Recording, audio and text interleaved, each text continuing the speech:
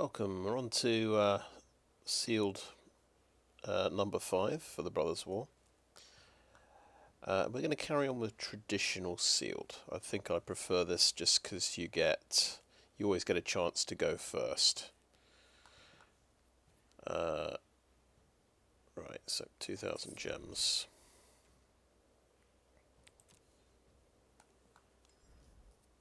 Well, you could go second and win, and then go second again and win again.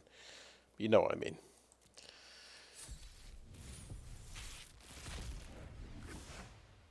Right. First of all, we look down here. We actually got 3 more rares, so that means we got 3 of these special artifacts. The ones with the brown borders. So there'll be 2 regular Brothers War rares to look for, as well as another one of these. Right, so let's just go start from the top left. Autonomous Assembler. I did actually see this card today. Right, it's a type of assembly worker. So for full price, for 5 mana, you get a 4/5 Vigilance. You can tap it with 1 mana to put a +1/+1 counter on target assembly worker you control. Well, isn't that nice? It's got Vigilance, so it can attack and pump itself up permanently to 5/6. Pretty good. And you don't have to cast it for 5, you can cast it for 2 mana as a 2/2. And then the next turn it can swing in and make itself a 3/3. So that does seem pretty good.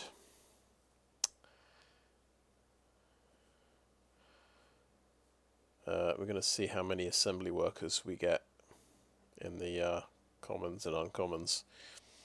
Then I see we have a couple of red cards. Oh, Draconic Destiny. I think I did see this before. I've had this in the Phantom Sealed, but I didn't use it because it's quite a hefty commitment to red, double red and 1. So it's like in a 40 card deck. I think you need you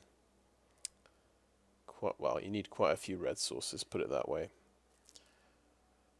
To cast it on curve, probably 12 or 14 or something like that. It's an enchantment aura.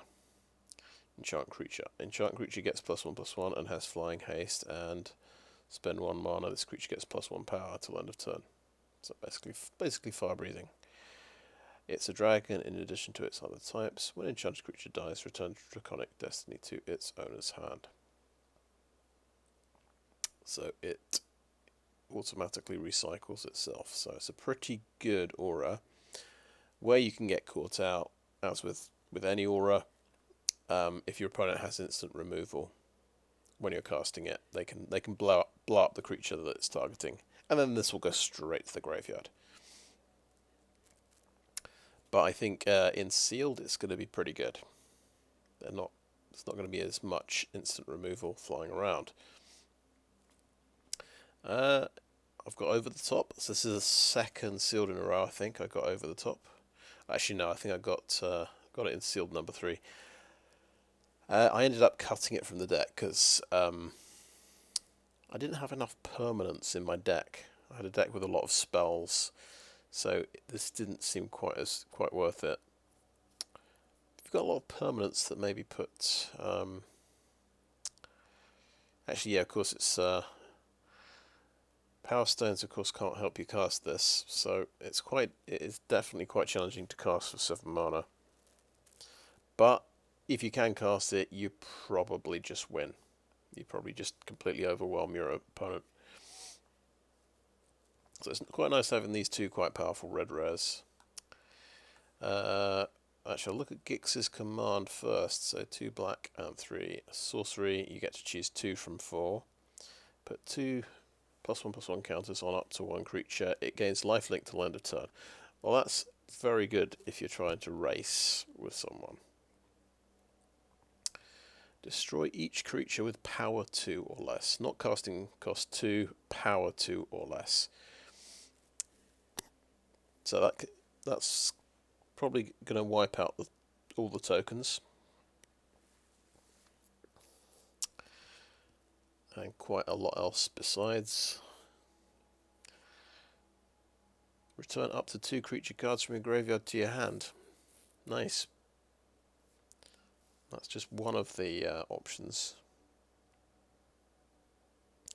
And each opponent sacrifices a creature with the highest power among creatures they control. So you can take out the highest power creature, you can kill all the power 2 creatures, or power 2 or less creatures. Yeah, so this is incredibly powerful. This is the best one of the lot, the best rare, and I'd be surprised if I'm not playing it. Double black, it could be hard to splash into the deck.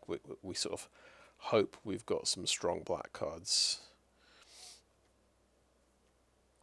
Let's have a look at these. Psychosis Crawler, 5 mana. Power and toughness equal to the number of cards in your hand. Whenever you draw a card, each opponent loses 1 life. Okay. It's a little bit outshone by things like Sheoldred these days, but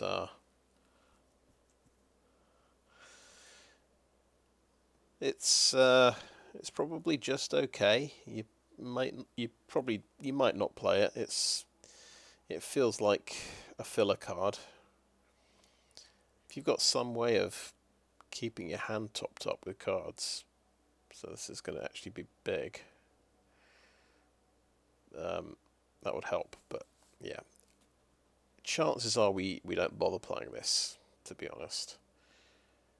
But we'll see. And then the Scrap Trawler, 3 mana, 3/2. Whenever Scrap Trawler or another artifact you control is put into a graveyard from the battlefield, return to your hand target artifact card in your graveyard with lesser mana value.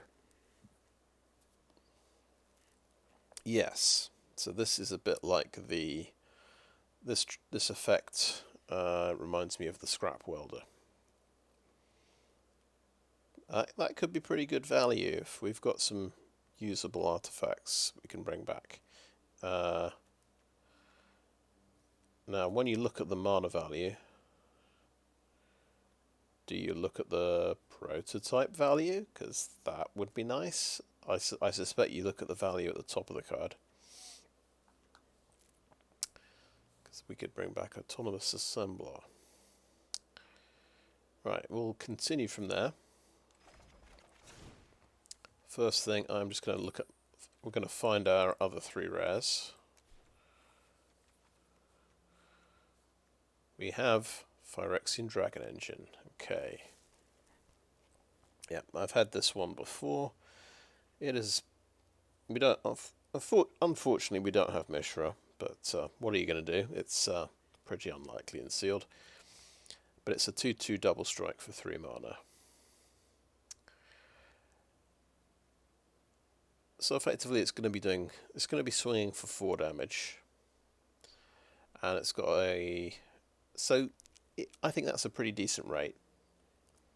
And then you get to unearth it for 5 mana. If it's entering the battlefield from your graveyard, you discard your hand and draw 3 cards. So if you've emptied your hand, bang, just draw 3 cards for 5 mana. Seems pretty good. So yeah, powerful card, and it's kind of got a red component that goes with our other red rares, which is nice. Then we have Tokasia Digsight Mentor, blue, white, green, and 1. Legendary Human Artificer, 4/3. Creatures you control have vigilance. You can tap them to surveil 1. That's quite a powerful ability, giving all your creatures vigilance. Imagine a bunch of token creatures, tapping them, digging through your deck. Could be amazing. Then, the activation, 2 blue, 2 white, 2 green, and 2. Exile Tokasia Digsight Mentor from your graveyard. Return any number of target artifact cards with total mana of 10 or less from your graveyard to the battlefield. Activate only as a sorcery. And that's usable from your graveyard as well. Yeah, it's cute. It's a neat card. It means you're playing at least 3 colors. It's difficult to cast. I think it's not going to make it. It's not as good as Gix's Command or Phyrexian Dragon Engine. However, the next rare is Chromatic Lantern. We do have a way of mana fixing. This is only going to be 1 card in the deck, but still, it is a nice idea.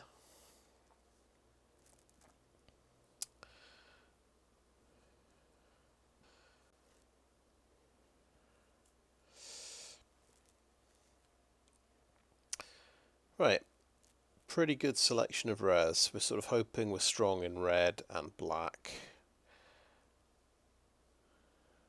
This is a good white card as well.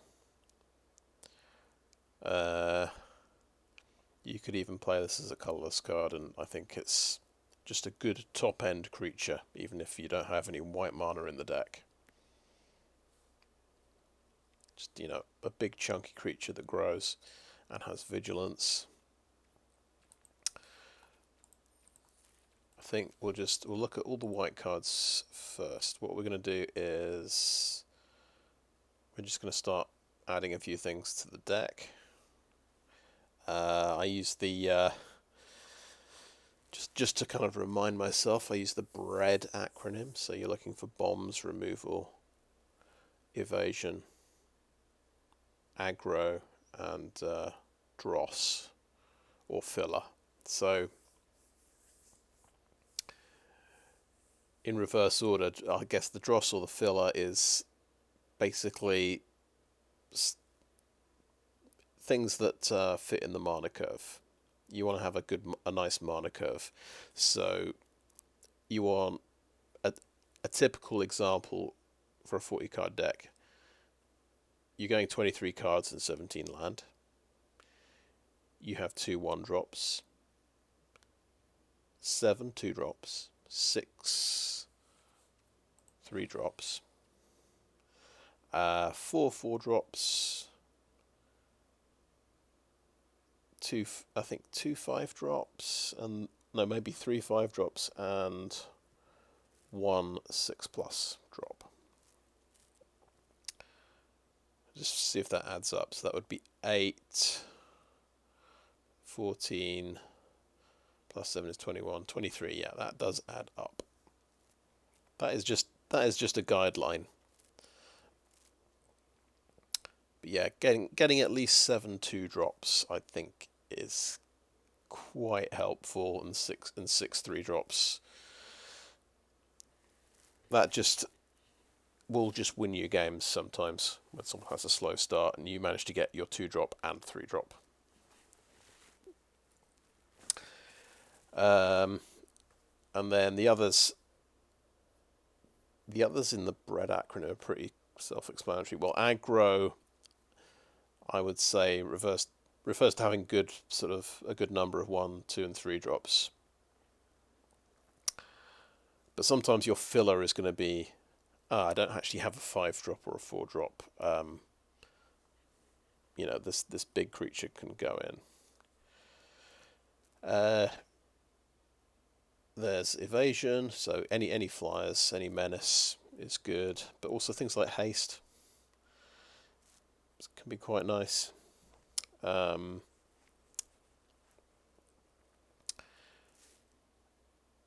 E can also stand for efficiency, so you do care about power and toughness. Things that are a good rate for the amount of mana you're spending on them. 3/3 for 3 mana, for example, is a pretty decent rate. You usually see that in green creatures.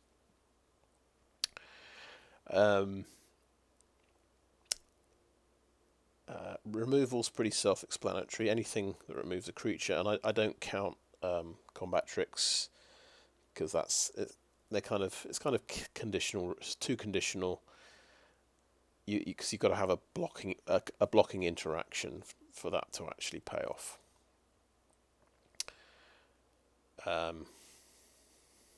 Especially when you're getting beaten down and they're using evasion creatures, it's kind of sad to sit there with a couple of combat tricks in your hand.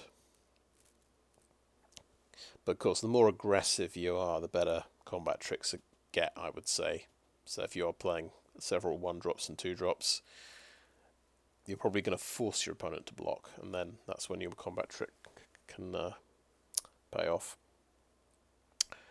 And bombs. Bombs would be a combination of creature with a removal effect, for example, is a bomb. Anything that lets you draw a card every turn.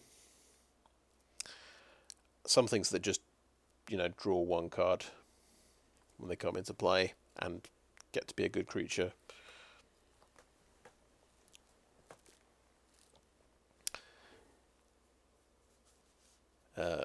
So basically 2-for-1s tend to be bombs. Right, let's go through these cards. So Lauren's Escape is good if you have important creatures you want to protect. And we've seen from the rares they include some pretty important creatures. So I think that's potentially going to be good. Military Discipline. This is a combat trick. Gives first strike. They get to they just get the first strike the first turn it's in play. So we skip this one. Ambush Paratrooper has flying. It's underpowered. It's only a 1/2 for 2 mana. But because it's a flyer, I think because it's got this sort of late game pump the team ability, I think that makes it pretty good. And I was had a rough game against somebody with one of these and got to late game, and he was pumping up his team. Calamity's Wake. I was just looking at this card. Exile or graveyards. Players can't cast non-creature spells this turn. Exile Calamity's Wake. So that is what you call a sideboard card. Quite powerful though. Deadly Riposte. 3 damage to a tapped creature, and you gain 2 life. So that is good removal. You might argue that it's conditional removal. It's got to be a tapped creature. It could have 4 toughness. Well, that's good enough. I think removal is anything that does 2 damage or more, and anything that can hit a creature.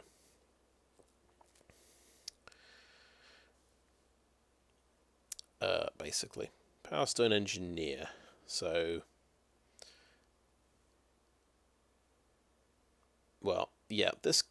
I think we picked this guy because basically he is just a 2-drop. 2/1 for 2 is not that good, but he's going to be a curve filler for us. But also he gives us value when he dies, so that is definitely not bad. Recommission. Bring artifact or creature back from the graveyard. This card gets better if we have self-mill effects that are actually putting stuff in our graveyard. The drawback with a card like this is you get it in your opening hand, and you can't cast it on turn 2 because you've got nothing in the graveyard yet. It's kind of something you want to draw later or use later. So unless we've got a deck that this works with, we skip it for the moment. Prison Sentence is a good removal spell. Include that. This is interesting. We've been very lucky with this one. We've got 3 copies of Union of the Third Path, and I think that is quite interesting.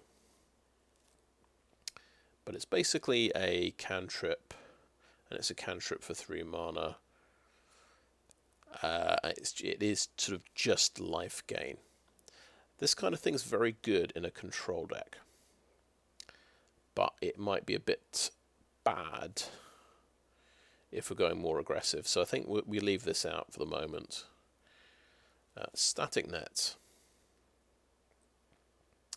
Wow. Okay. So this is like a 4-mana prison sentence. Gives you, so you exile something, you gain 2 life, you get a tap Power Stone token. That's really nice. Then we've got the assembler, which is we've established is fantastic. Great Desert Prospector. We've got 2 of these guys. I see. He makes a tap Power Stone token for each other creature you control. His rate, he's only a 3/2 for 5 mana. I'd say in limited, in sealed, you tend to your board tends to build up. You end up with lots of creatures. So by the time you can cast this, maybe you've got 3 creatures, and it's kind of a big ramp effect. I say we include this. It's kind of adds a lot of stuff to the battlefield. Repair and recharge. I'd say that can return anything. Oh, it's actually artifact, enchantment, or planeswalker. Oh, it doesn't actually do creatures. That makes this a bit less usable. It could bring back our autonomous assembler.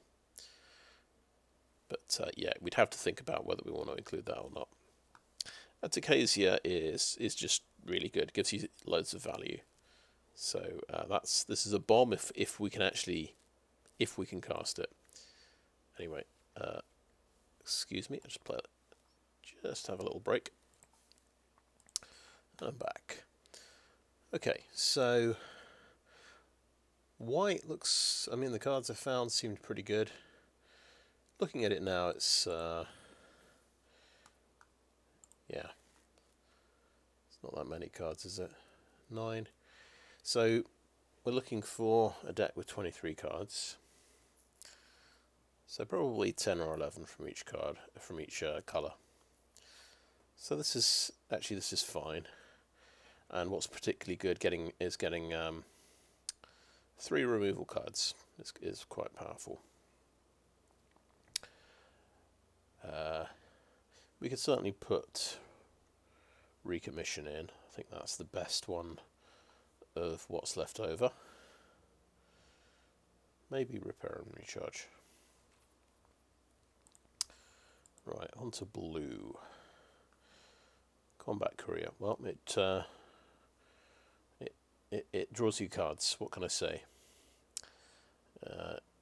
For a total of 6 mana, this is drawing you 2 cards, but it's also doing.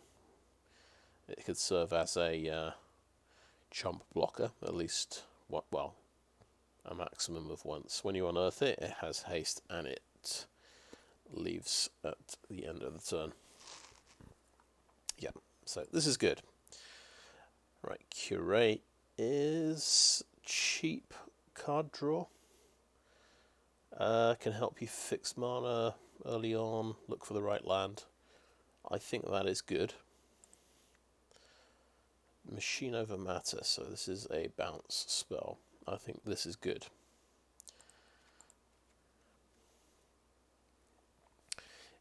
I'd call it it's a form of removal.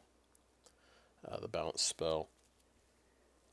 Of course, it does kill token creatures outright, and there are a few scary token creatures. Stern Lesson. Draw 2, discard, and make a tap Power Stone token, and it's instant speed. Yeah, I think that's good. Okay, Urza's Rebuff is a counter spell, which I put in the removal category. Some people don't. Wing Commando is an evasion creature. We're very short on blue creatures. I should point out, we've got the Courier, we've got the Wing Commando, then we've got, looks like, the 2 retrieval agents, Depth Charge Colossus, Third Path Iconoclast. So I don't like Retrieval Agent. He is just a 2/5 for 4 mana. So if you compare this with the classic Hill Giant, which is 3/3 for 4 mana, you're losing a point of power and gaining 2 toughness. You can get that point of power back for 2 mana temporarily. Yeah. Maybe this card's okay. I mean, it's tough. It can block a 4/4. There is a cheap 4/4 white creature, 1 white and 2, where you have to tap 2 artifacts or 2 creatures when it comes into play as part of the cost. It's okay, but maybe we skip over it. Take flight. Oh yeah. So this gives flying, and whenever the creature attacks, you draw a card. You don't even need to connect. You don't need to do combat damage. This is good. Okay, it's 4 mana. It's expensive, and it's got the problems of being an aura. Depth Charge Colossus, it's just because it's big, I think. Yeah, it's big enough to be good. I think a 6/6 for 6 mana. It's probably not that good in a lot of cases, but this is like maybe top of the curve filler in a way. You can kind of get away with having one of these probably. And Third Path Iconoclast is fantastic. So this makes 1/1 soldiers every time you cast a non-creature spell. We like that. So just to recap, so that's 11 blue cards. Well, it's 9 out and out blue cards, I guess. And Combat Courier. But there's quite a few non-creature spells here to fuel a spells deck. But we'll look at black next. Right, the Clay Revenant. Okay. This is very similar to the Persistent Specimen type cards, but it gets to be an artifact. And for 3 mana, it comes back from the graveyard to your hand, so you spend 1 more mana to cast it. Yep, I think that's good. It's going to be an enabler for your sacrifice stuff. Dredging Claw gives you evasion. But I'm not that excited about it. I think we skip that. Emergency Weld, return artifact or creature card from graveyard to your hand, and you get a 1/1 soldier.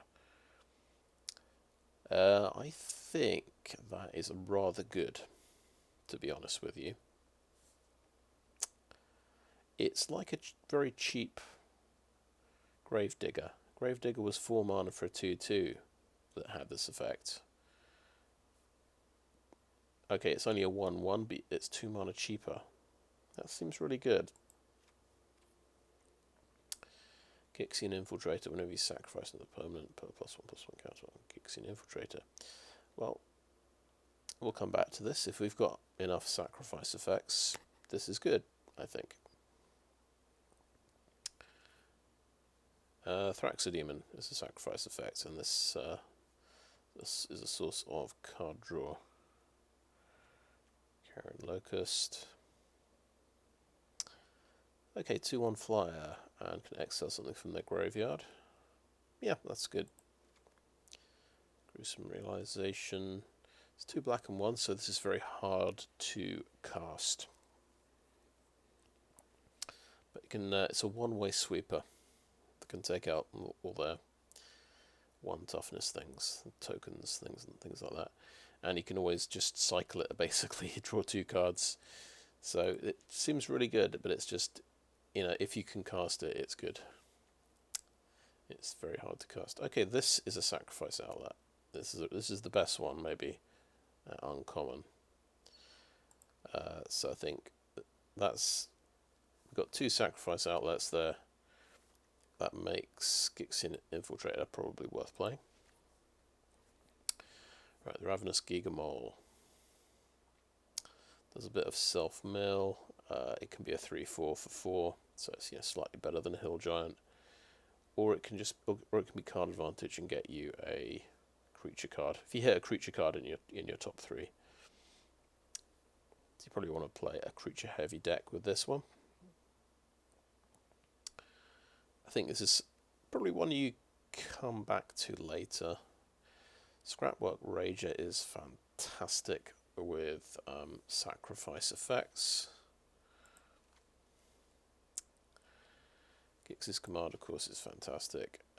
Goring Warplow. I see. Okay, so 1/1 Death Touch for 2 mana. Or it could be a 5/4 for 6. Yeah. Yeah, we like Death Touch. It's like a removal spell. And it can also beat things down.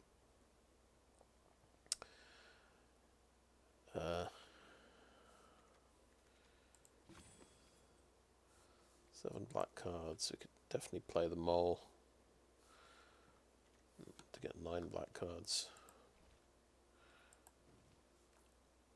Right, yeah. 1 Goblin Blast-Runner is not very many. Last time I think I got 3, but I still didn't play red.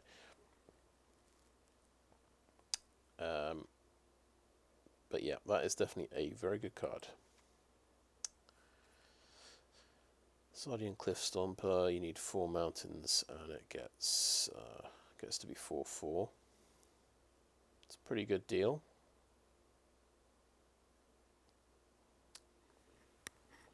But it's a 0/4 for quite a while, until you get your 4 mountains.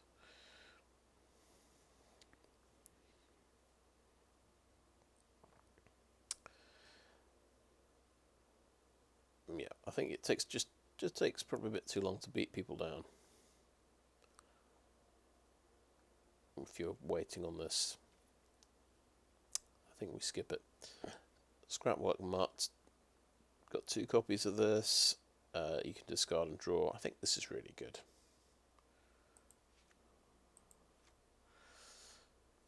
Conscripted Infantry. 3/1. Let's bind a 1/1 when it dies. It's alright. It's only got 1 toughness, but yeah, it is basically 2 chump blockers. Of course, Draconic Destiny is fantastic. Excavation Explosion is fantastic. Giant Cindermaw is good. Pendragon Strongball is a sacrifice outlet, so that's good. Dragon Engine, of course, yes, very good. Tomocool Scrapsmith, mill 3, and you can grab an artifact. Or it's a 3/2 if you whiff.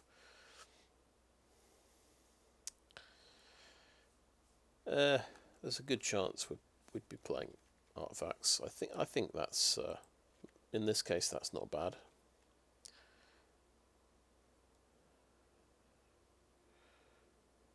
Mishra's Onslaught, 2 1/1s, or everything gets +2 power. Yep, that's good.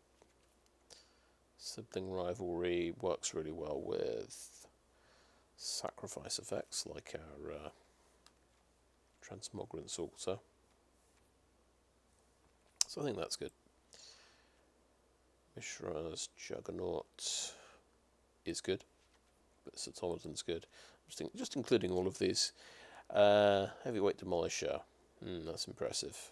8/6 for 7 mana. Doesn't have a prototype version, but it does have Menace. You got to pay 3 to not have it tap. It's good.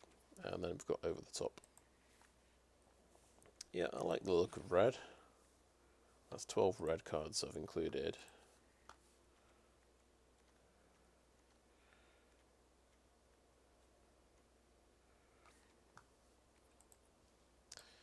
Right, green. Citadel, stalwart. Yep, I think that's good.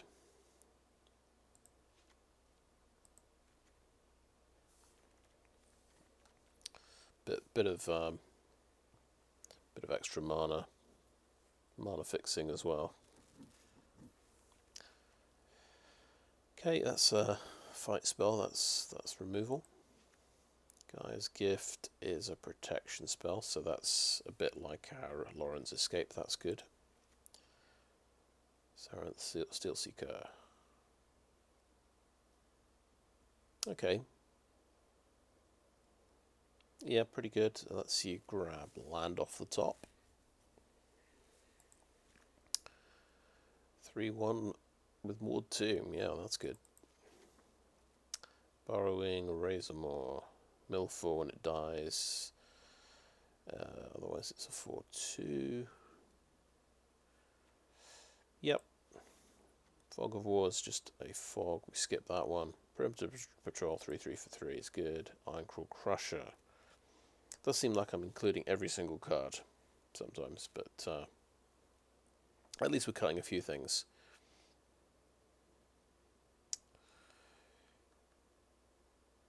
Yeah, I think that is not bad. That's not a bad big creature. Here's our artifacts. Right, well, first of all, we got an Evolving Wilds. That's really good. That helps a great deal.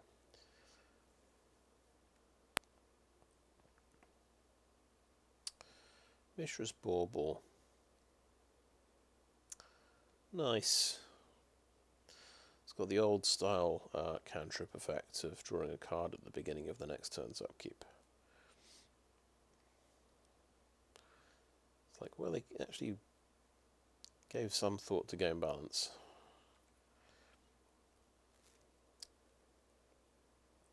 We've got an Ornithopter.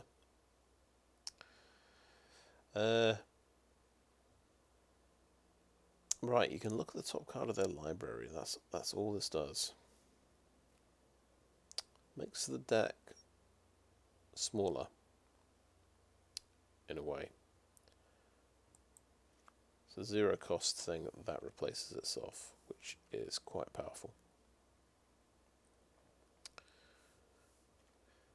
Chromatic Star. It's a 1 mana thing that replaces itself.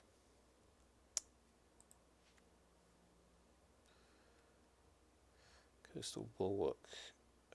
Yeah, this is quite good. This can surveil for you every turn. Energy Refractor. Another cantrip artifact replaces itself. That's good. Ooh, 2 levitating statues. I do like this one. So, this grows whenever you cast non-creature spells.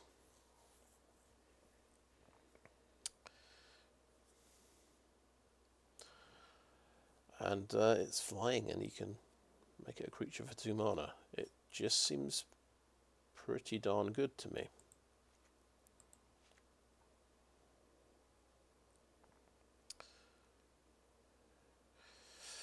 And we're kind of curious about assembly workers, because we do have the special assembly worker. The assembler. So, mine worker, tower worker. Are both slightly better. We've got the ultimate mana fixer card, Chromatic Lantern. Scrap Trawler. Oh wow. Oh wow, this is absolutely fantastic with Mishra's Bauble, isn't it? You want to recycle that.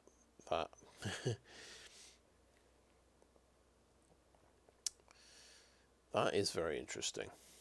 I wonder if I can incorporate that into the deck.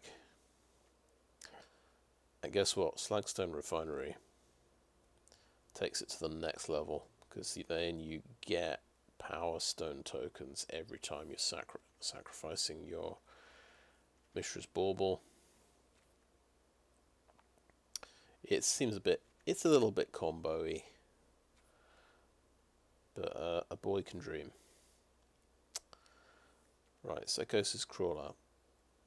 We still think this is probably a bit terrible.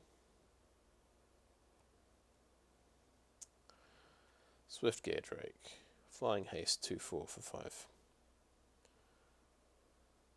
You can put a card from a graveyard on the bottom of its owner's library. Okay. 2/4 Haste Flyer for 5.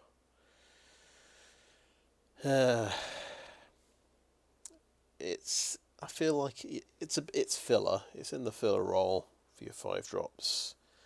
It can stop a small enemy flyer, which it's not useless. It's of value. I think you include that. I'll give you an Avenger, 6 mana, 5/5. You can give this flying for 1 mana. And it becomes a 4/4. I think that is good. That's definitely good.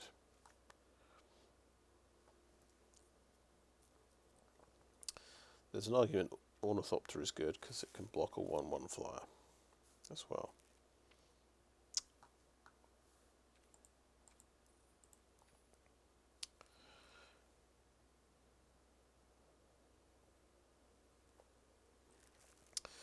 Yeah, I'm thinking about Union of the Third Path now, and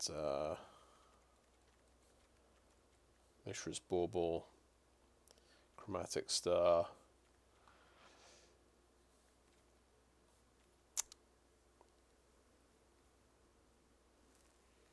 Just racing through the deck. And drawing lots of cards.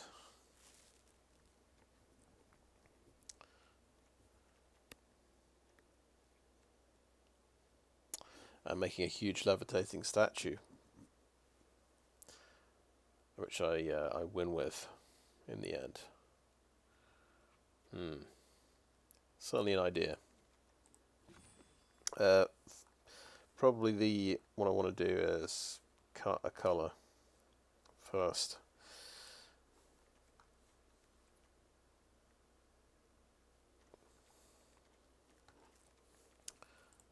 So black looks bad, but I think the Giga Mole is playable.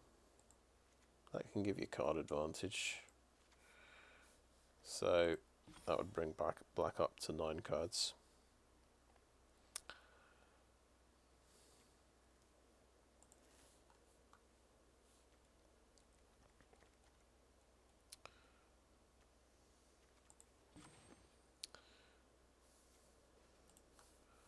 I might turn on green here. The Stalwart's actually pretty good with Mishra's Bauble.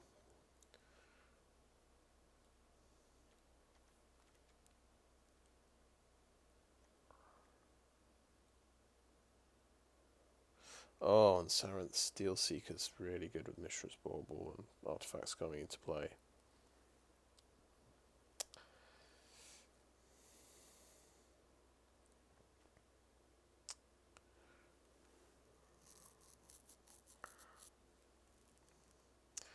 Okay, I'm just going to do something radical here. Let's see what the combo deck looks like. We're just going to include all the card advantage cards, right? And see where that leaves us.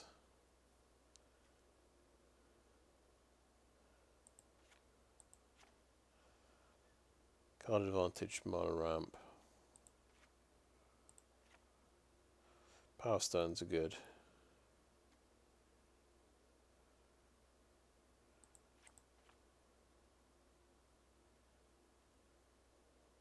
Emergency Weld is definitely good. Kicks in Infiltrator. Definitely was sacrificing things. So that's good.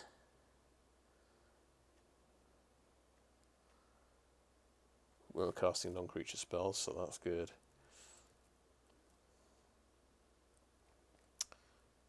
Not sure about that one.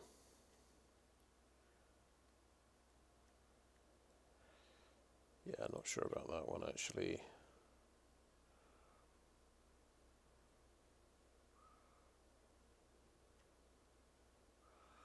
Oh, stern lesson. Yeah.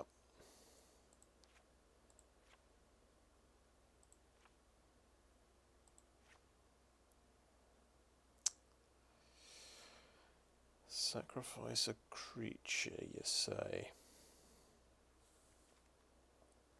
Oh, yeah. How about sacking Clay Revenant with Scrap Trawler in play, so to bring back Mishra's Bauble every turn?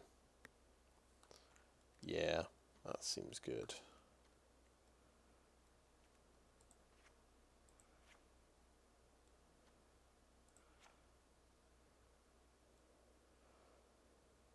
In other words, sacrificing artifacts is good.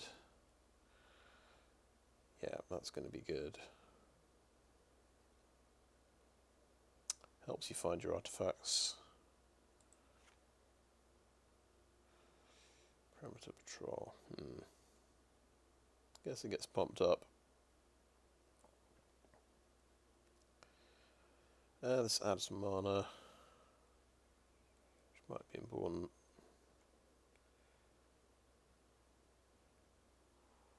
It's card draw. Finds creatures. We want to... We definitely want these. We want this. We want recommission as well. Probably want every removal card. We're probably going for a kind of control deck.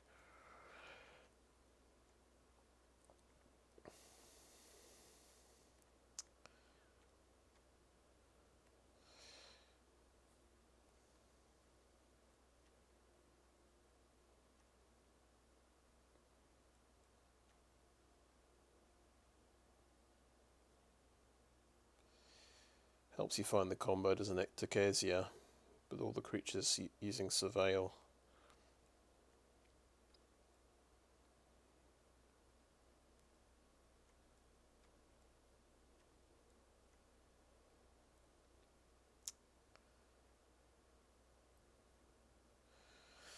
Swiftgear Drake.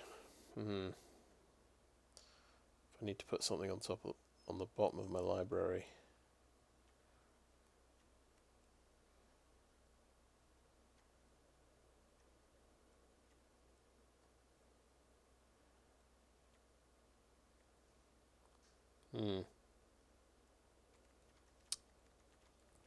It's intriguing.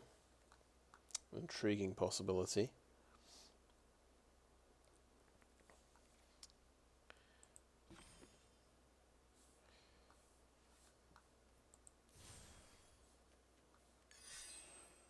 I think we need an appropriate sleeve here.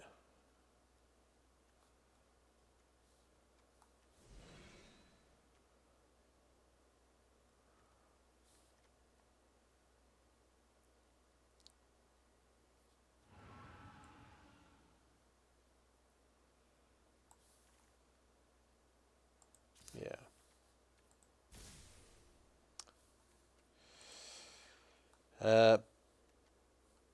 Well, this is interesting, but I think I'm not going to figure this deck out in 5 minutes. I'm going to call this end of part 1.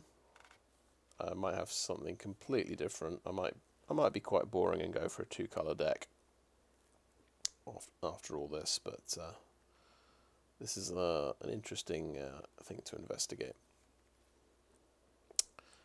Thanks for watching so far. And welcome back, guys.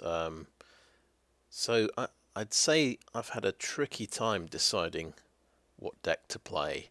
I'm just on the decks page here with 3 different decks. I thought I'm probably only going to play one of them, but I may as well show you some ideas. It could be interesting. So I think I'd say the control deck is probably the most out there idea. Now we're going. This is basically we want to play around non-creature spells, synergy, because we have one third path iconoclast and two levitating statues, which both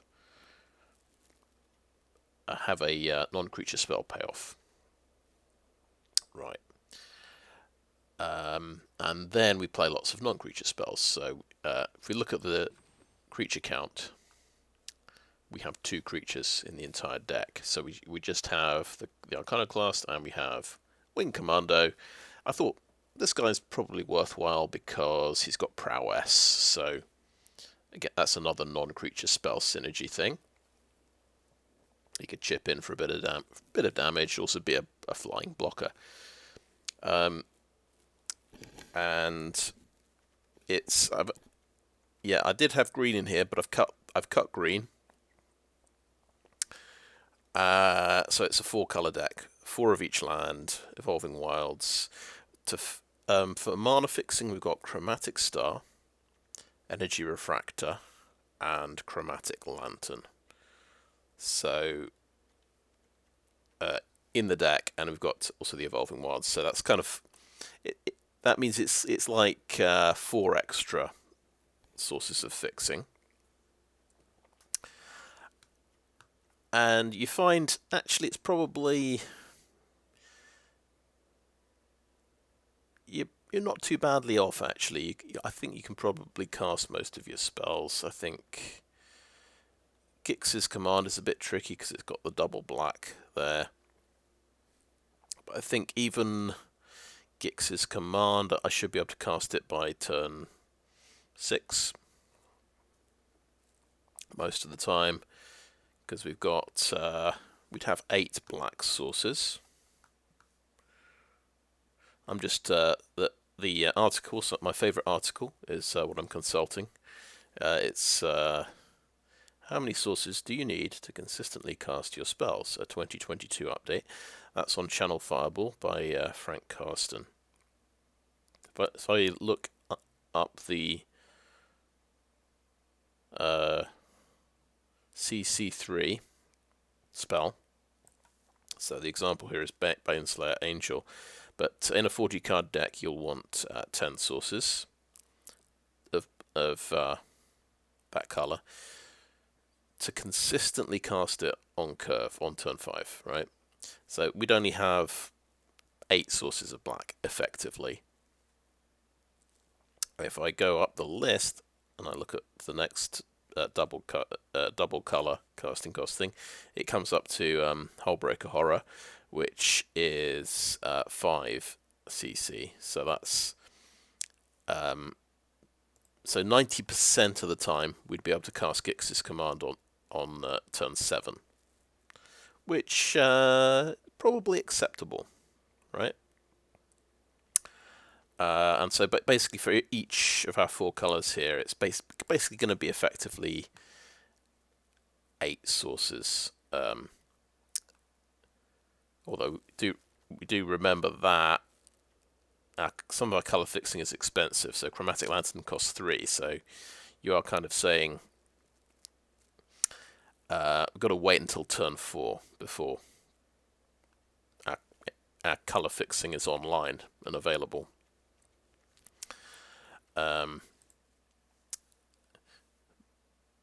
it means, even so, turn 3, turn 4, we should have a good shot at being able to cast most things.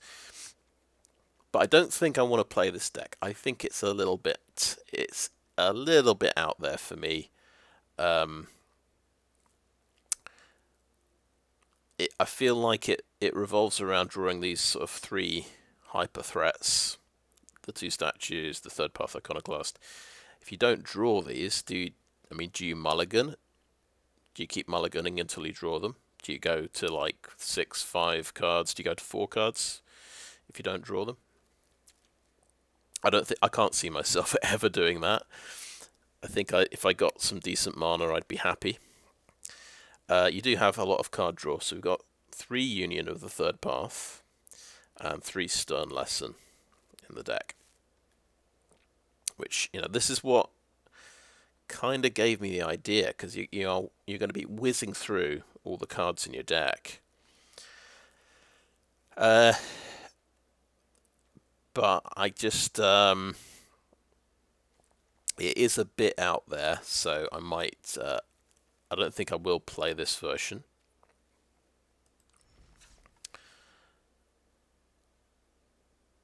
So I'll show you another deck. Gruul. We've got. I thought let's keep. This is the kind of keep it simple. Ramp out my mana and cast big things. Actually, I'll just to show you the top end down here. Ironclaw Crusher over the top. Heavyweight Demolisher, Blitz Automaton. I'll give you an Avenger, Mishra's Juggernaut. So yeah, we've managed to fit sort of 6 big things in the deck. Some of them have got prototypes as well. No, 2 of them. Blitz Automaton and Ironclaw Crusher can come out a bit earlier. So it's kind of 1, 2, 3, 4. 4 out and out expensive things that cost 5 or more. We have the ramp is actually what caught my eye. The reason I thought this might be doable was actually just the 2 Citadel Stalwarts, who, if you've got an artifact or another creature, you can tap it for mana. So it's not as good as Llanowar Elves, but it might. We might be able to use it.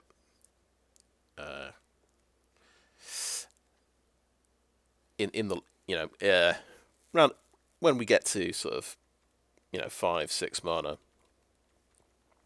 we should be able to use this. So just to get the last few points. The other thing that I like about green, there's Sarinth Steel Seeker, which this is interesting, right? So whenever you bring an artifact into play, you can look at the top card of your library. If it's a land card, you can put it in your hand. If it's not, you can graveyard it. So this can dig for your lands as long as you're playing artifacts. I feel like we should be playing the cheap artifacts in this deck, because I do have the 0 cost and the 1 cost Chromatic Star. So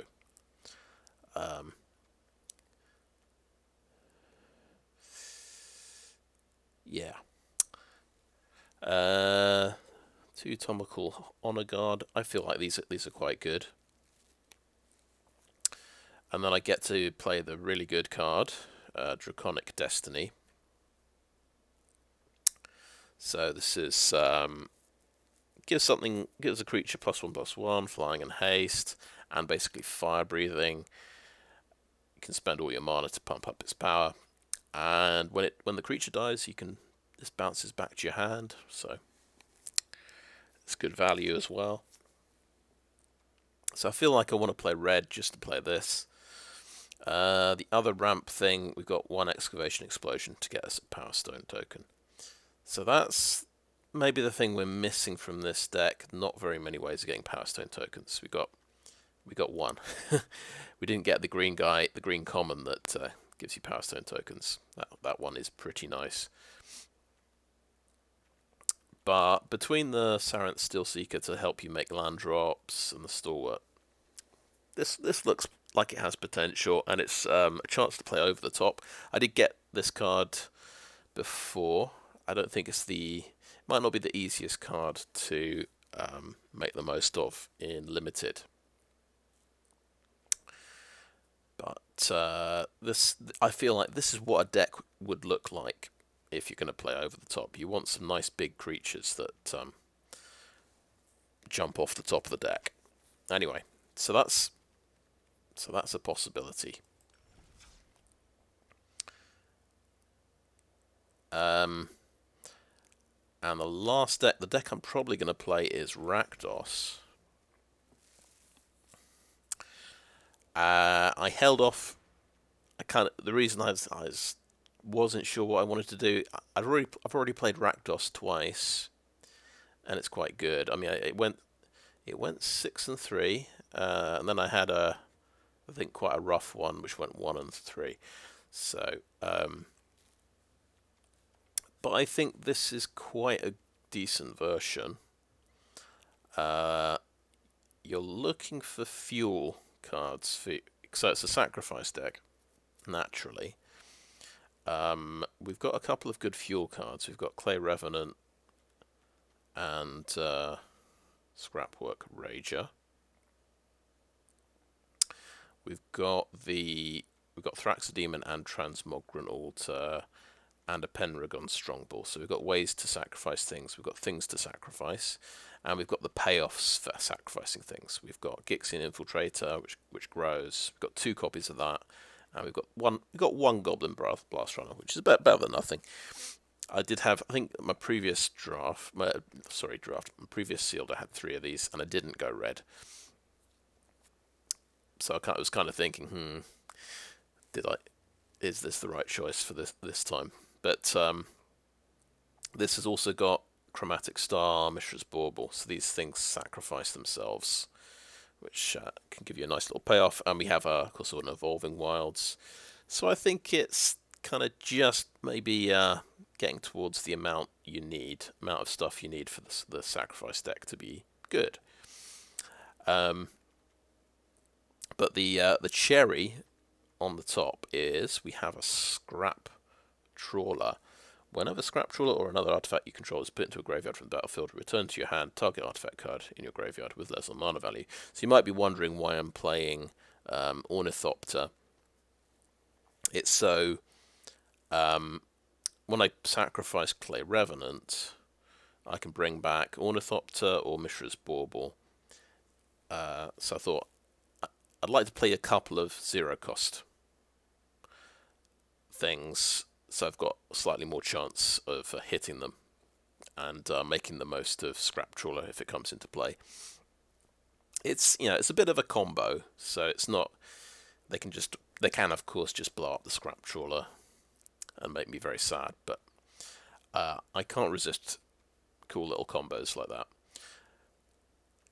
And of course, if you're going black-red, you can play Draconic Destiny and you can play Gix's Command, which are the 2 best cards I've got available in this setup.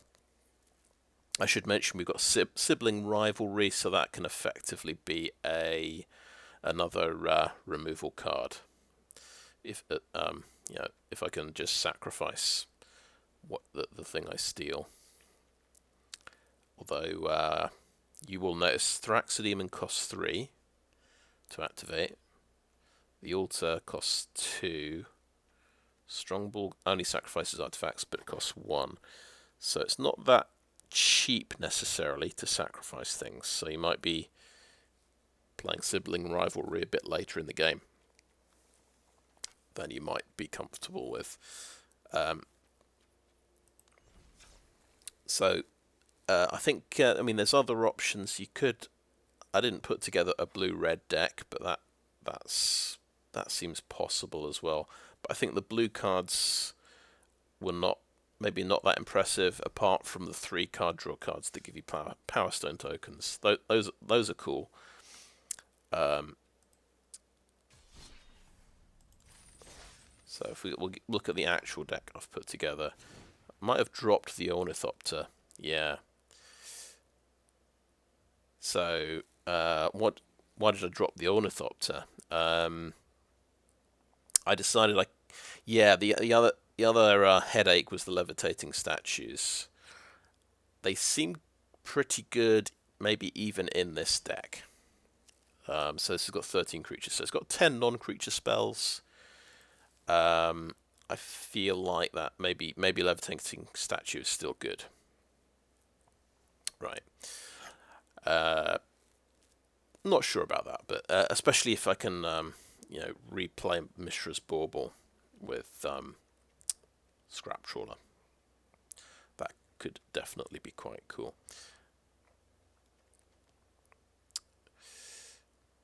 Yeah. So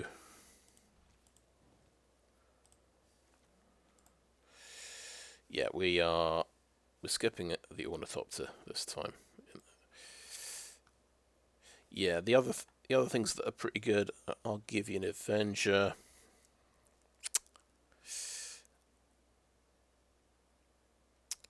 Energy Refractor's kind of good. We're kind of leaving out the big creatures. But I guess, yeah, we are going for this sacrifice strategy. So we've got these 3 early payoffs. We can make 3/3s with a Transmogrant Altar, and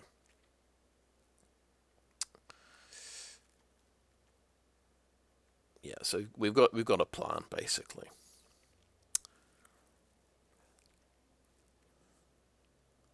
And we're in best of 3. There's things we can bring in. I think Gruesome Realization, definitely something we could bring in. If they've got a lot of tokens. I think I better just go for it now, because I've been holding off on playing this for a few days now. And you see, the timer is now ticking down. It's very, very disappointing. I thought we had, I had the same impression we had until next Wednesday to play Sealed, but I was misinformed. I'm hoping I can finish this tonight and play another one tomorrow night. See if I've got time. But yeah, let's have the final version.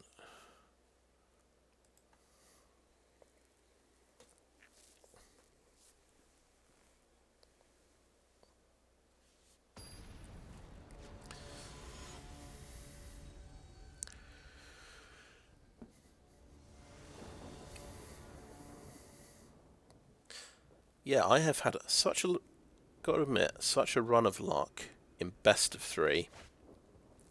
I seem to get to go first almost every time. I get the choice, which is in stark contrast to best of 1. So yeah, this looks quite good. You want to start with a levitating statue, I think, and then we can grow it by casting the explosion.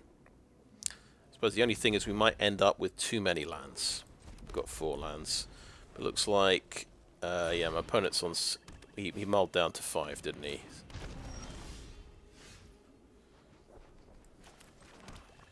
So now we've got a couple of non-creature spells. That's quite nice. Maybe this levitating statue will turn out to be a good investment. I think we'll just slam down a Cindermaw here. See if he has the answer to it. Because he has a few less cards to work with. Okay, black-green.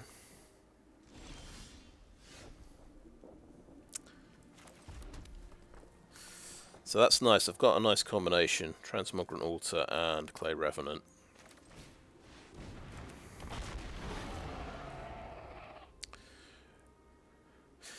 Now, I need to try and remember what the pump spell is. See, what I usually do in a new limited format, I learn what the instants are. I think we can assume there's some kind of +2/+2 pump spell. Oh, he's got the good one. Right. Oh well, we can we can play Draconic Destiny. That's ridiculous. Okay.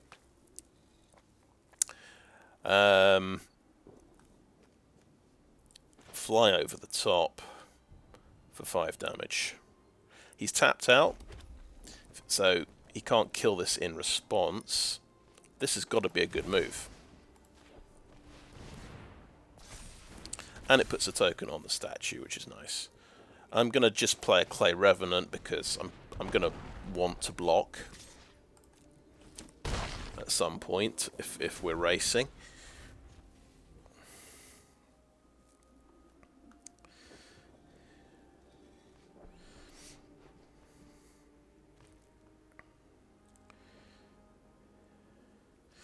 So to play and use the altar is 5 mana.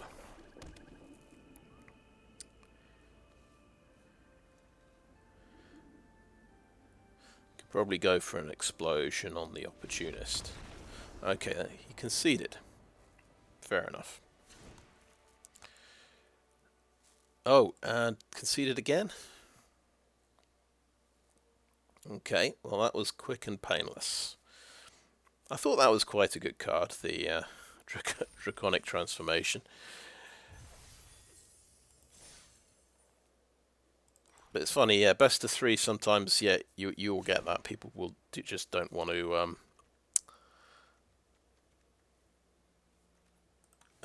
play game 2. But yeah, he had a rough one there. Had to double mulligan.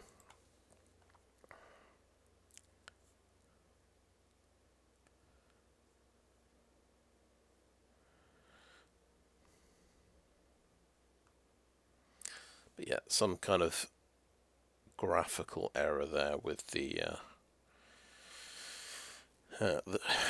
deck display there.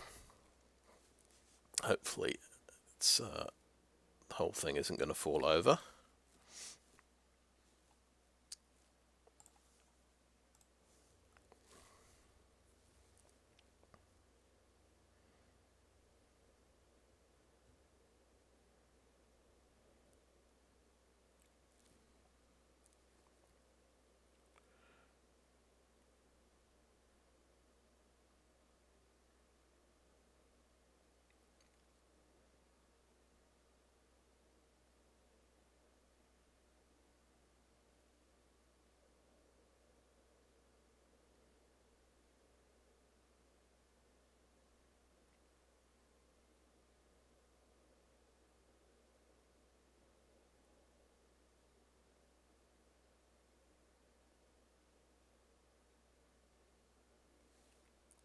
Okay, a bit of a wait for this one.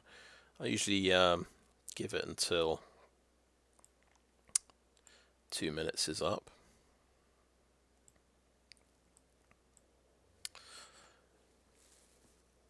It might be struggling to find opponents. I don't know how popular traditional sealed is going to be, especially with only 48 hours left. Could be that everyone's already spent their gems. Okay, we've got a match just before the 2 minutes is up.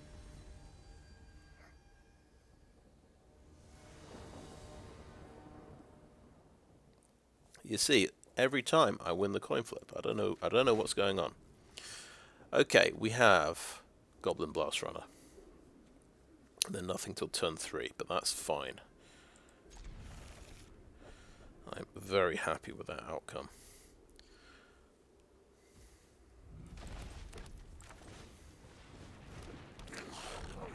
Now, conscripted infantry will do 3 damage, but the dragon engine will do 4 damage.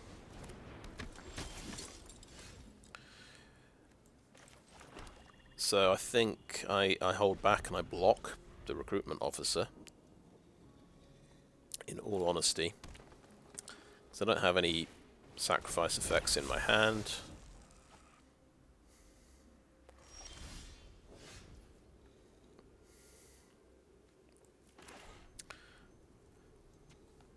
Right, actually let's go double red here. So, what do we think? Do we swing in with a Blast-Runner?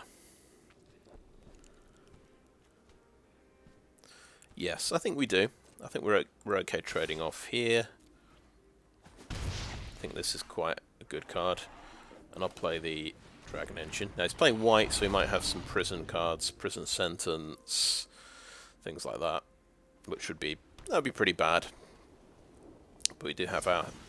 In fact, he's got disenchant. Okay, so that dumps it in the graveyard, which isn't the worst thing. Emergency World is a raise dead effect.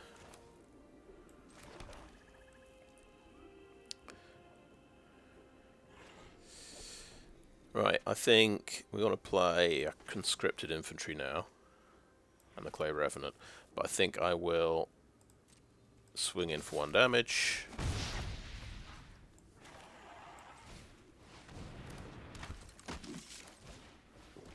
And it's just a question, do I want to trade off the infantry for a recruitment officer? Maybe is the answer. Because I get a 1/1 token. Alright, he has... Okay, he's gone for Mask of the Jade Crafter. Nice. Or rather, he's picked up, obviously, he's picked up Citadel Stalwart. But that went in the graveyard, so he can bring that back. Okay, Chromatic Star is quite cool because I can sack it and draw a card, and that will pump up my Blast-Runner. So I think that's what we want to do.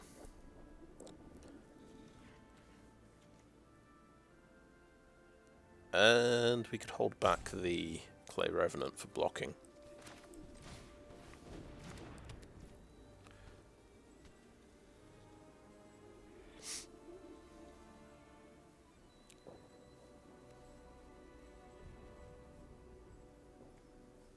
Yeah, we want to sack it and cast Emergency World on Dragon Engine. That's my feeling.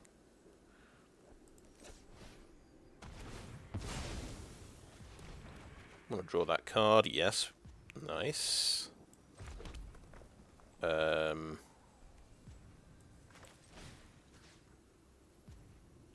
we could do it on the Chromatic Star again.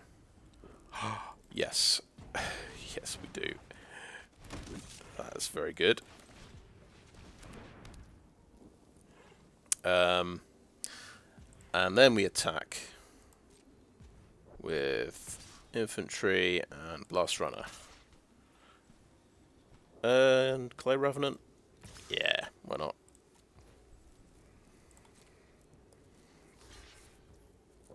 Okay, well, trade off for his flyer. And end the turn. And we're getting into that zone where we can unearth Phyrexian Dragon Engine.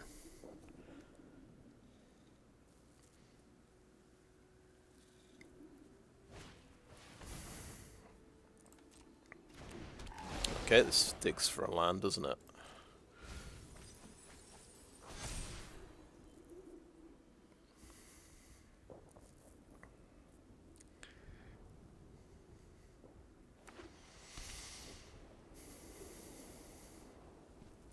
Now, sibling rivalry. Do I want to discard it? Oh, wow, okay.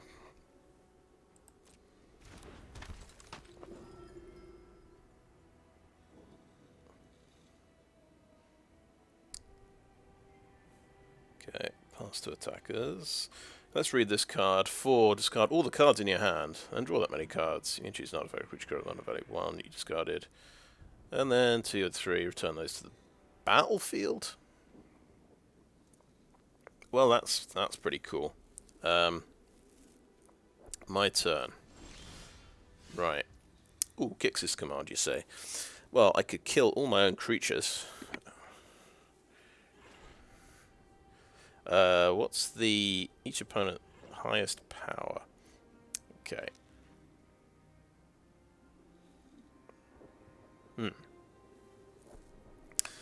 Well, I definitely want to... What do I definitely want to do?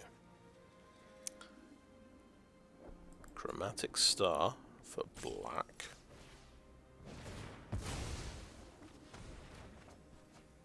Okay. It's interesting.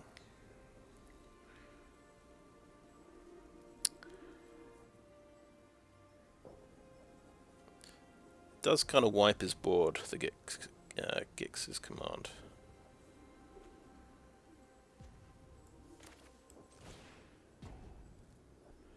Do that one, and how about pump up the Goblin Blast-Runner? Oh, wait. Let's pump that up and see if it avoids getting killed. Ooh, no, that's risky. I don't. Not sure that's going to work really the way I think it's going to work.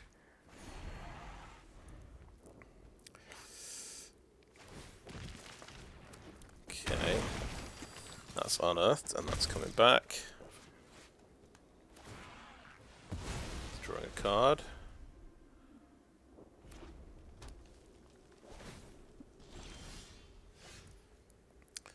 Okay, let's play Levitating Statue. Clay Revenant. And let's play a Clay Revenant. Oh, he's got removal. Okay.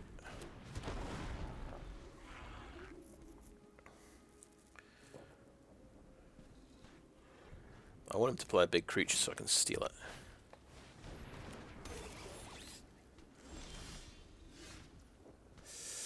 Oh, Draconic Destiny, you say? Well, that's something.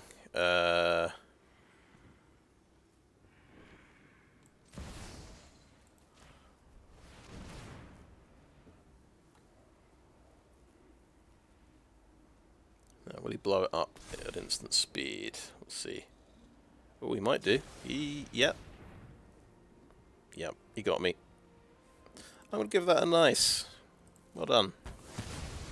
He had his last card in hand was instant speed removal, which is exactly what he needed.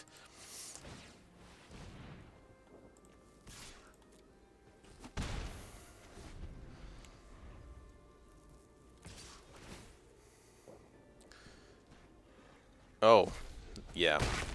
My bad.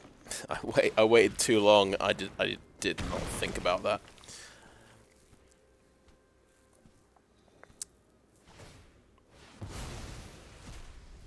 Okay, it's got a 5/5, and I've got sibling rivalry for that.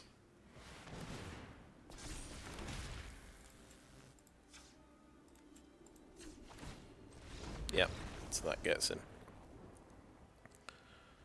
Interesting, yeah, wait, I did get punished for not... Yeah, what is with this?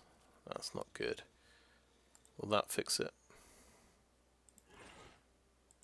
Okay. He had, if we remember, he did have a lot of 1 toughness creatures. We're going to try Gruesome Realization here. And what do we drop? He did have instant speed removal. We could drop Draconic Destiny, you see. But that seems... maybe that's a little bit extreme.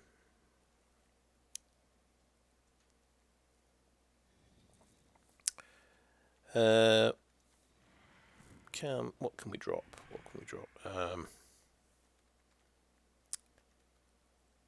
The Emergency Weld.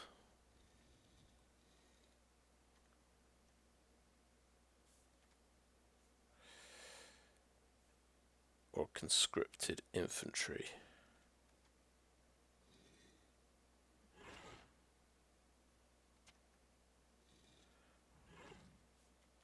Yeah, let's get... okay, we'll drop the Emergency Weld.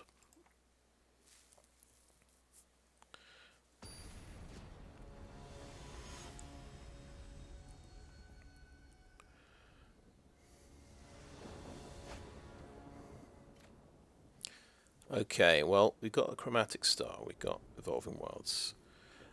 We don't have the Goblin. Let's keep 7.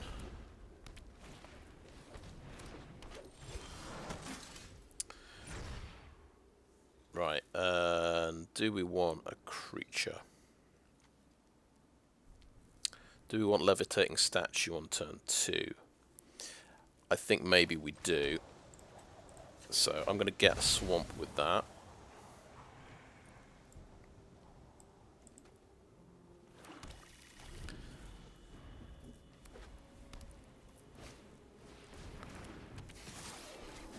Okay, that is a start, isn't it? 3-1. It's a little bit threatening. So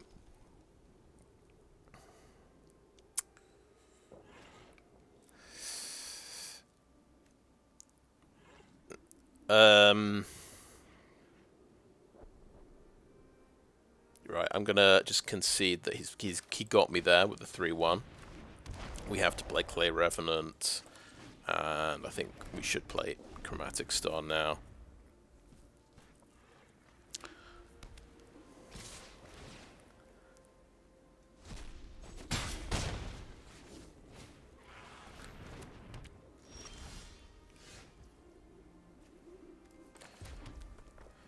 Okay, we've got Strongball, who is a 2-3. Right. Levitating statue, I think, is the thing to do here. And next, no attacks, and turn.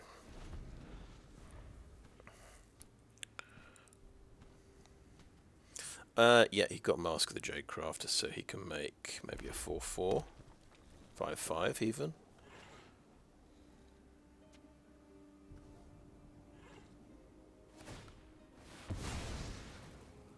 Pretty scary stuff.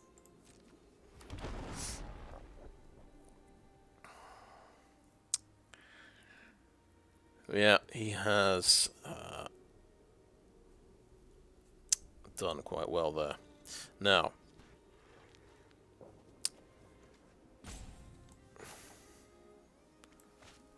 it's a yeah. I'm thinking about the Chromatic Star here.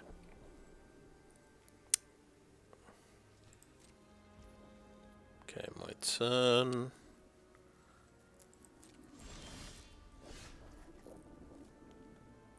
Okay, Phyrexian Dragon Engine. That, if I double block, that'll do the job. So I think I've got to try that. He might not have removal. You know, this is survival at the moment, and yeah, he had removal. So never mind. And we blanked on lands here. We won't have time to use a Transmogrant Altar, so I think play the mutt, or maybe a statue might be a better idea, because we won't have time to use that. Okay. We could have, if we got rid of the altar, we could have played the statue, of course. Never mind.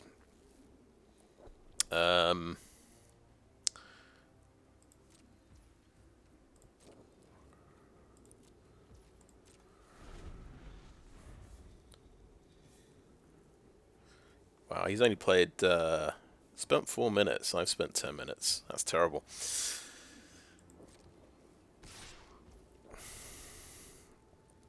Okay, I guess we can't provide much opposition here, but I think I'll chuck the Scrapwork Mutt in the way.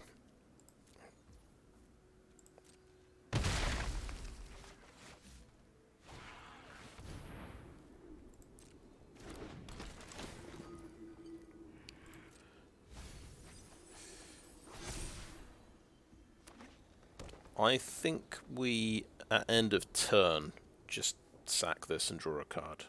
We need to hit a land drop. That said, it effectively doesn't cost me any mana, so let's hold on to it. We made a land drop.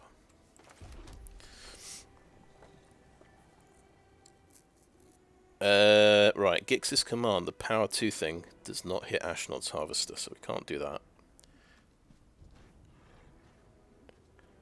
We can make this a 3-4 lifelinker until end of turn, but then he swings back for 6 damage, so that's not as good.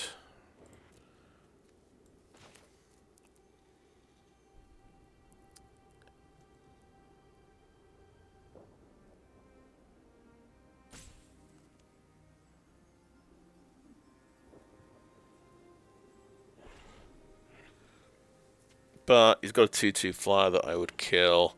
I'll take 3 damage from the Harvester.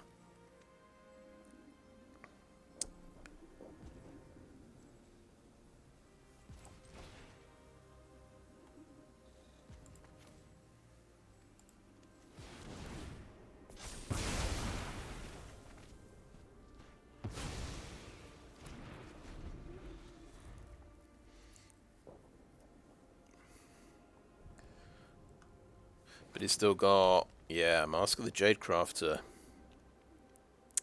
And a lot of mana, so you can make a 4/4 from that. 1 card left. Okay, yeah, you can take out something there.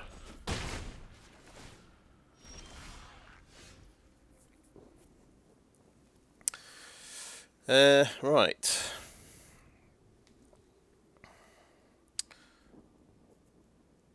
Okay, this guy can get to 3/4.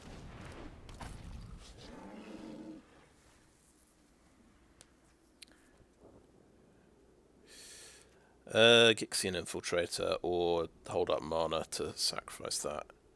I think I'm going to play Gixian Infiltrator.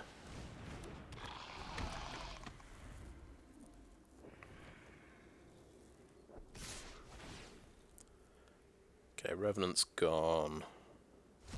Take 4 from that, just trade off there. Don't have a choice. Combat Courier, okay. Sacrifice for a card, yep. Oh, that unearths. That unearths, that's horrendous. Oh, he's got a Thopter. Oh, this is terrible. Right. Okay. Oh, that's kind of good news. Sibling rivalry means I kill something. But he just chucks all of these things at my face. And I die, I think, is the bad news. But let's sacrifice this.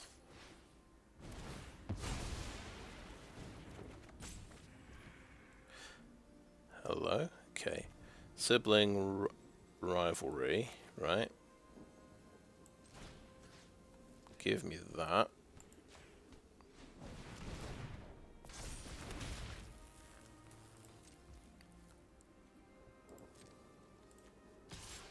You attack like that. 4 damage through, and then you... That is an artifact creature, right? You sacrifice it.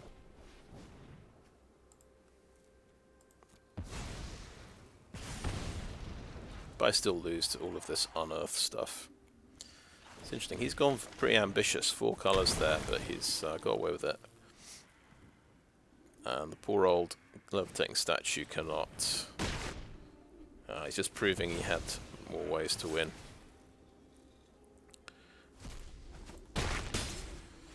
Yeah, I think we slipped up. We got sort of stuck on 3 lands. He had the 3 on turn 2, and we had the slow 2 land start, didn't we?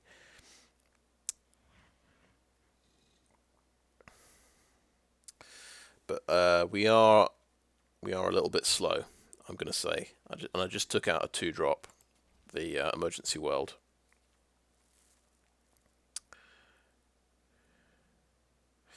I think Scrapwork Rager, nice idea, but it's maybe too expensive. Let's drop it. Let's put... Carrion Locust is a little flyer. Probably a good idea.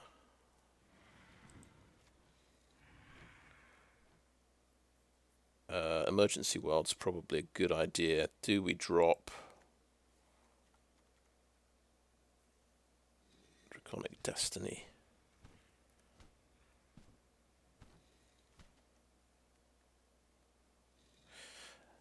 Transmogrant Altar, way too slow. Way too slow for this.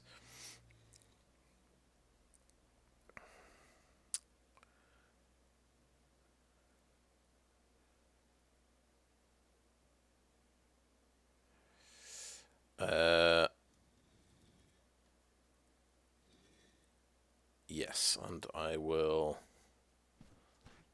stick with that.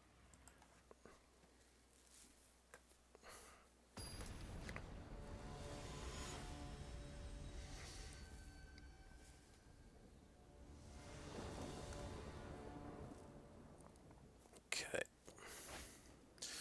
We have Mishra's Bauble. Turn 1, Revenant. We have the Scrap Trawler. That's pretty exciting. Okay.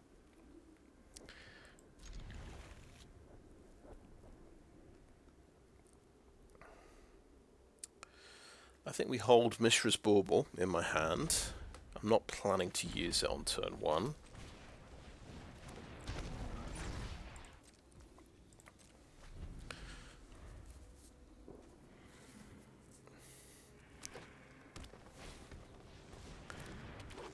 Okay, this guy's good start there.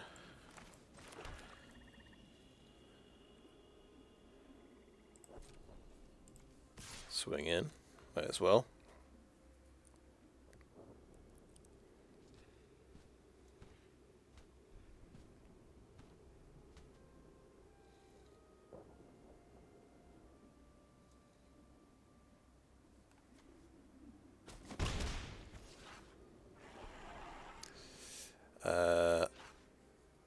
Tell you what, Mishra's Bauble. Just realised I can do this. Okay, he's got Mishra's Command. Oh wow, okay, this is something interesting. X damage to target creature, planeswalker. Oh, it does a lot of stuff. Doesn't do direct damage to the player, but it's a Howl from Beyond. That's really interesting. Okay, and then we're going to emergency weld Mishra's Bauble, and let's replay it as well. And do we want to just draw a card? Yeah.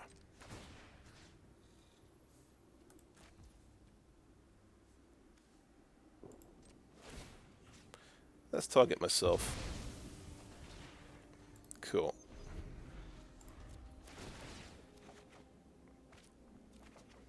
A bit of card draw there.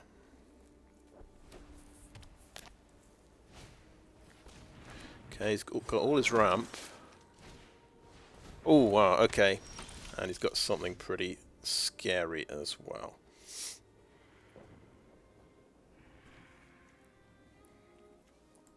Okay.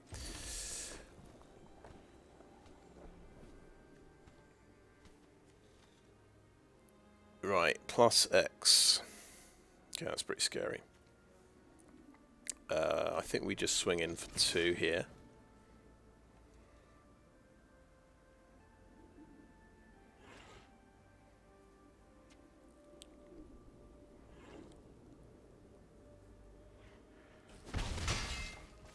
Play the Scrap Trawler. But that was quite a good move. I hadn't even really thought about. Sack the Bauble, emergency weld it.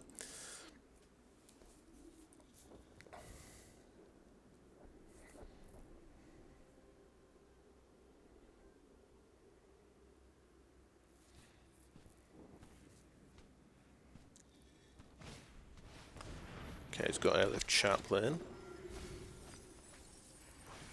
My feeling is Draconic Destiny on Revenant.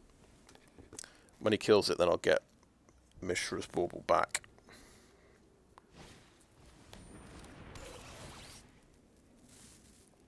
And something gets a token. That gets a token, sure. Right, we could hold off because we maybe want to play Levitating Statue here.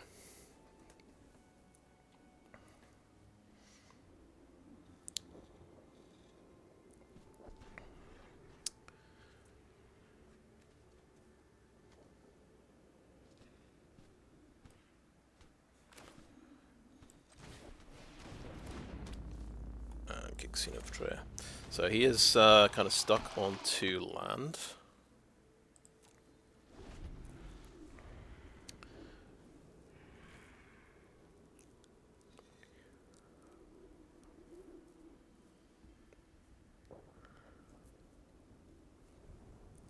But, well, he's got 4 mana. And he's got a way to just pump his dudes up, which is pretty scary. It's not a great looking situation for me. But I do have Draconic Destiny.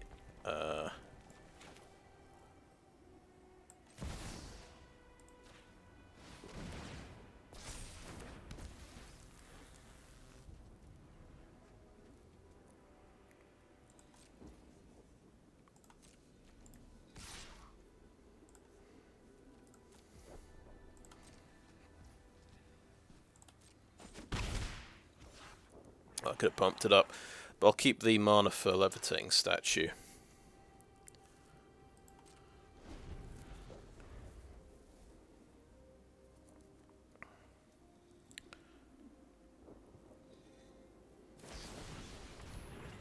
Oh, he's going to blow up the Draconic thing. Fair enough. He had exactly the answer he needed. Damn. Could have done with that 2 extra damage. Shame. Okay, let's so this is going to be a 2/2 flyer.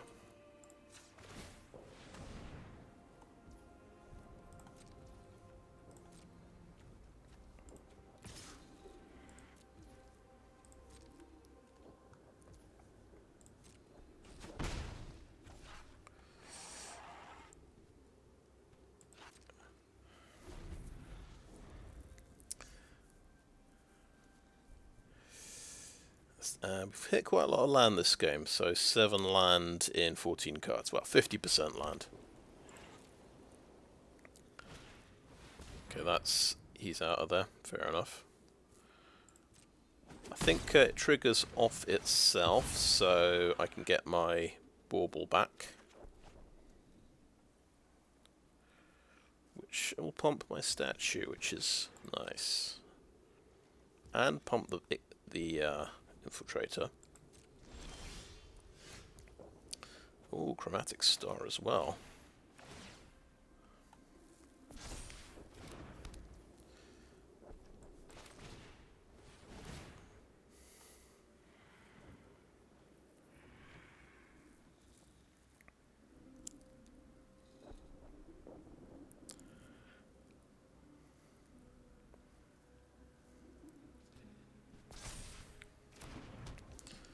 Okay, let's pop it. Look at the top card of your library.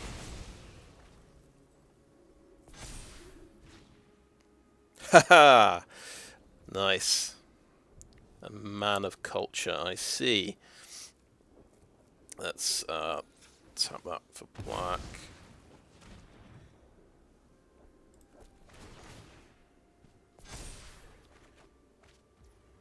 Okay, cool.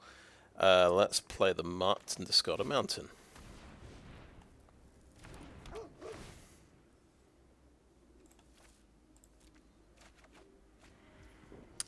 Oh, Excavation Explosion. Well, this thing is terrifying, right? But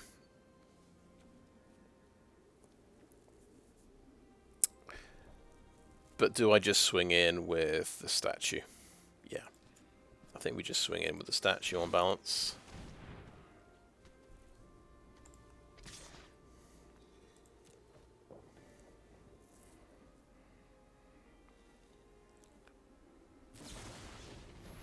That's disenchanted. He has 2 disenchants. I can't believe it. Well, I can believe it. I can believe it.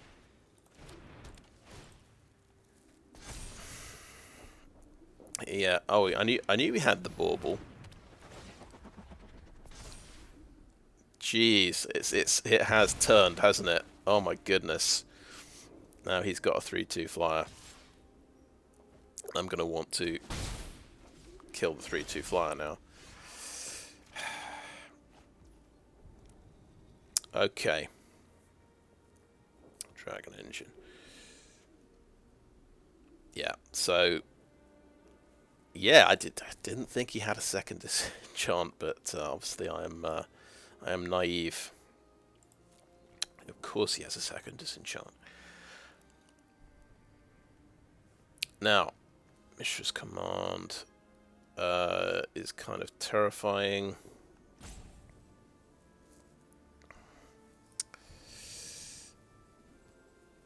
Right, the question I'm trying to resolve, do I have to kill the Thopter? Or can I kill the Dissident? If I kill the Thopter, yeah, he is going to pump something else. But it's 3 less damage next turn. I'm going to think in the short term.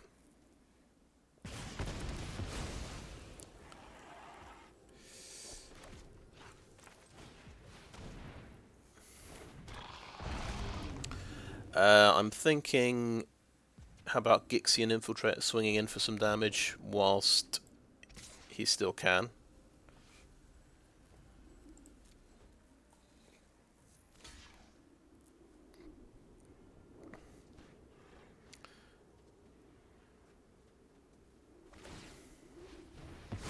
Yeah, okay, he's going to sack that. Fair enough.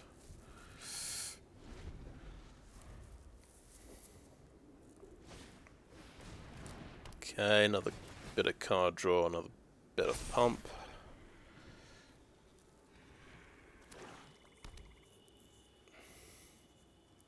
But now he's started to hit lands.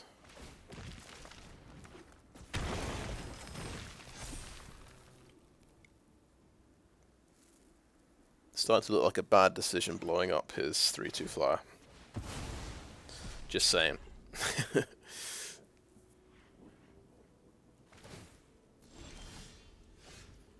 Yeah.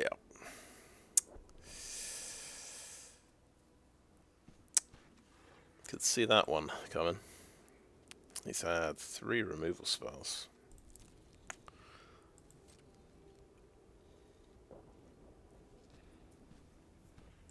He had the disenchant for Draconic Destiny, of course. Do I need to play? Yeah. Yeah, let's play that. Oh, we've got 9 minutes left. Okay. But yeah, this one's not looking good. Yeah, the Ocean Dissident is brutal, and I could have blown him up. But then I'd be getting hit with a 3/2 flyer every turn. Did I just not attack? Yeah, I can't attack into a 4/5, of course.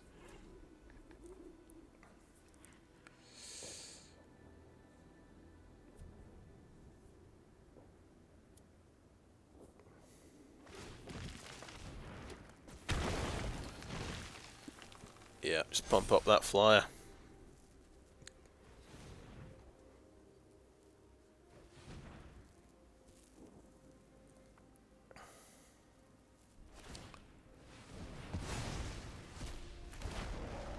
Like a 4/4 and then a 4/4 flyer as well. Okay, no, it's a 5/5 on the ground. Fair enough. Okay, sure. And let's do no attacks. 9, so we've got 8 land left in 19 cards. We've drawn... Yeah, we did ditch a land. We've got 7 land left in 19 cards.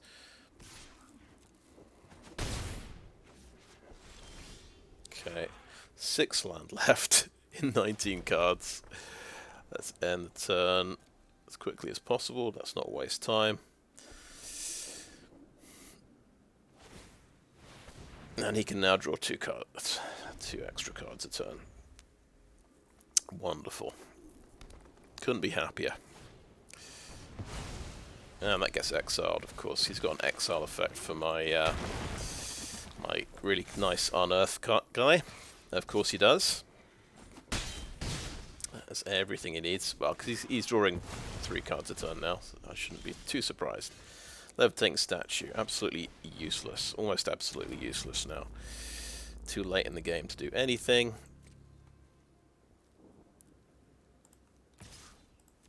Attack with a mutt.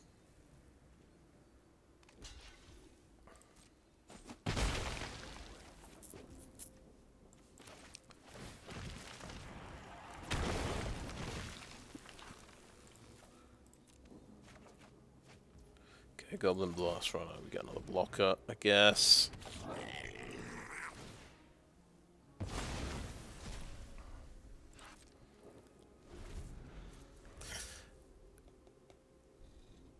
Now, possibility here. Do we just...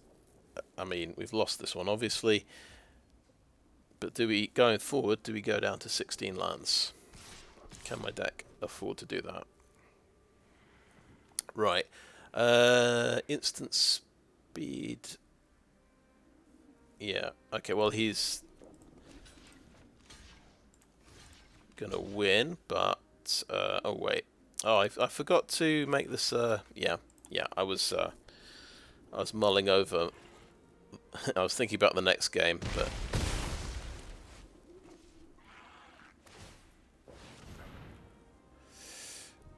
But I could have chump blocked with the LF Chaplain. It's important because he's got Mishra's Command to just win with. Because it can do a Howl from Beyond style effect. Now, who's getting pumped up? Okay, that guy. So he can sacrifice that if I get Gix's Command. Of course, I'm not going to get Gix's Command.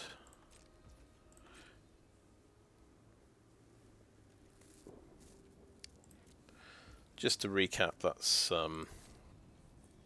12 of my 17 lands. So there's only 5 lands left in there. I guess it's a bit above average. 12 in 25. So it's about 50% land.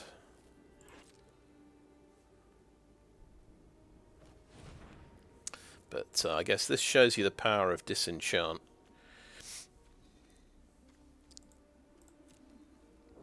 Now, if at that critical moment,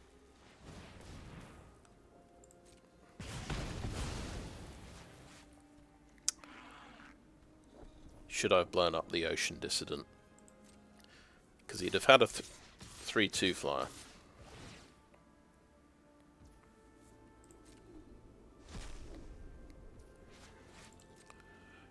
Let's block something that does 4 damage. Dead. Right. I'm gonna drop down to 16 lands. I'll probably... The only trouble is I'll get 2 land hands every game from now on.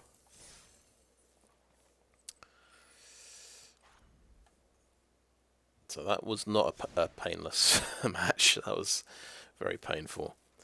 I prefer this deck layout. Oh no, I don't. It's bugged. Right. But which one do you drop? Draconic Destiny is early red stuff. I think we need the red.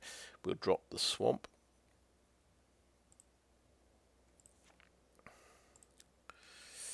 We'll have a look. There's a few things just on the edge of getting in. Got a small flyer here in the 3-drop slot. The War Plow can be a Death Toucher, a 1/1 Death Touch. We could main deck Gruesome Realization. We've just taken a swamp out, so it's a bit harder to cast. There's Sardian Cliff Stomper, which is, I guess, good, pretty good defensively. I feel like that's quite a defensive card. We've got this for 4 mana. It could be a finisher when the board is built up.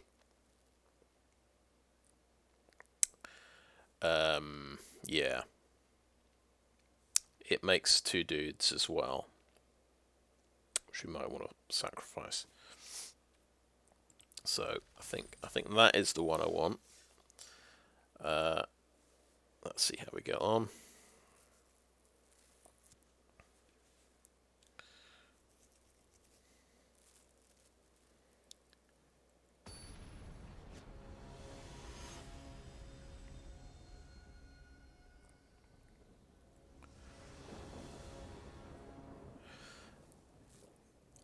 Cannot complain about coin flips. Three coin flips in a row. Okay, the hand is not ideal. But I have just dropped a land. You see, this is the RNG punishing me. And that's only a 2-land hand as well, without any card draw effects. It's a big gamble to keep this hand. I think I have to drop the Gix's command. Look, and that's even the card I put in, replacing a land. Immediately punished. The game knows what I'm up to. It's thinking, oh, he thinks he can avoid a land glut by taking a land out. Well, we'll show him a thing or two. Okay, don't really want a mulligan again. I'm going first. We've got a couple of 3-drops. I'm probably going to drop Gix's command because it's just out of range. We'll go for it. It's horrendous, but we'll go for it.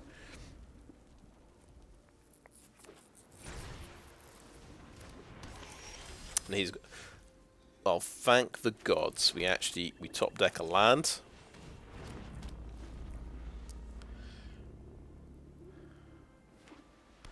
We're very lucky. I'm very thankful.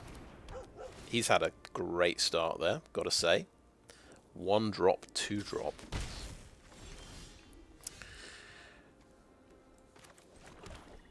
Right, Dragon Engine. Disenchant. Go on, disenchant it.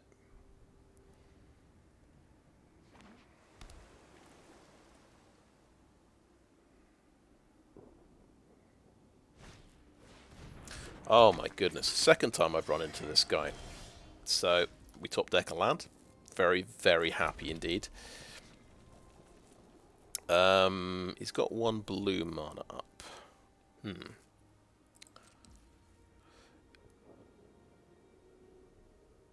Yeah, if he blocks with everything, I kill everything but my Dragon Engine dies.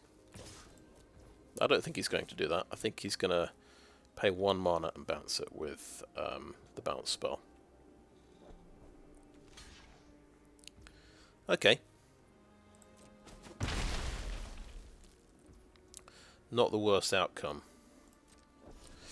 Right, it's going to be Pendragon, Strongball, and Chromatic Star.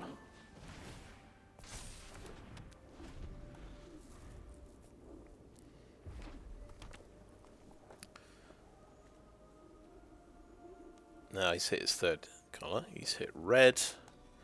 That is good news for him. Can he copy an artifact? I did. The deck I ran into had a way of. I think he had a way of bouncing his artifacts. Oh no, this is horrendous. It's a combat courier. I don't want to trade it for a Strongball.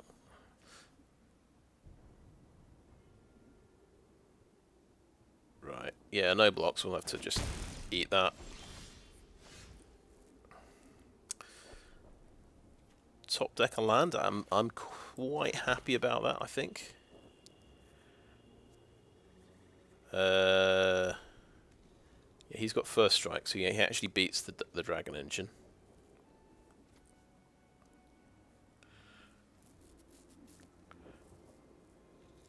We could swing in.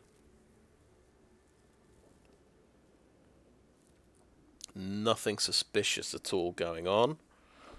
We're just going to swing in.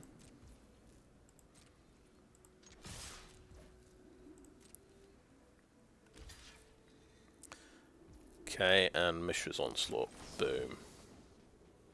The right one.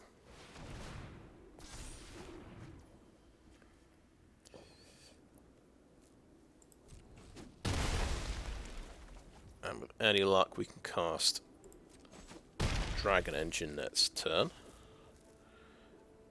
Ideally, we will top deck another land.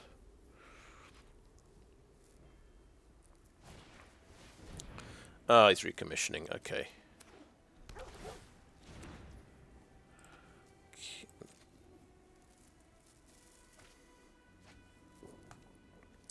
Juggernaut goes in the graveyard.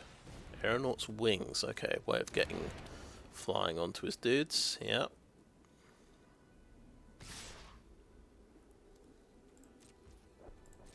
That's 3. I'm actually getting pretty beaten up here. Okay. So got a choice. Do we yeah, Infiltrator's quite good because we can pump it up to 3/2.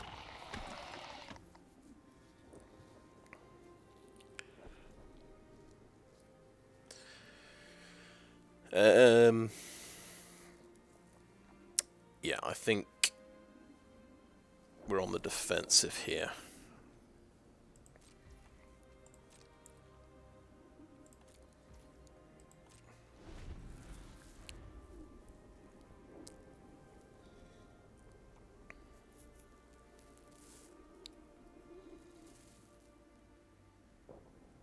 This is 2 mana to equip. I can try and trade off with Levitating Statue. But it just trades the creature. He can then equip the next thing.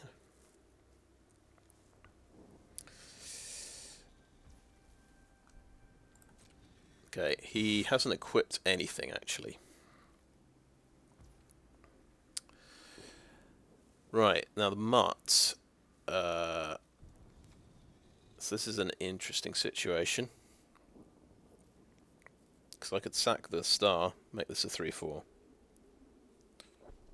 But then I don't get the card from the star.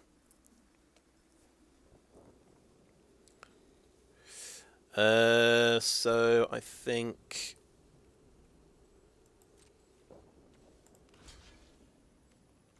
we want to, whatever plan he's got going, we'll just find out what it is. We will sack the star because it's gonna pump the Infiltrator. And it takes a card, whatever clever instant card he's got, it takes it out of his hand. It gets a Pyrrhic Blast. Okay, right. That is interesting.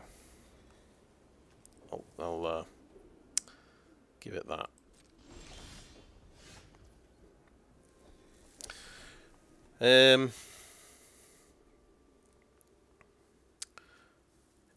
Yeah, okay, that was yeah. Fair enough. I will make my infantry and my revenant. I think I'm just happy to swing with the infiltrator and see if he wants to trade off with Drafner. I'd be very happy if he does that.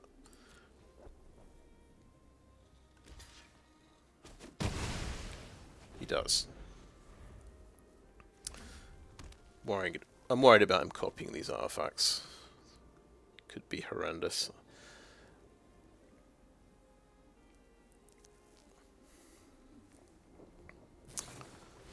Oh, okay. Well, there's another flyer. Can equip that and swing for 2. Combat Courier. How do I feel about taking 1 damage? Not too bad, I think. I can take 1 damage.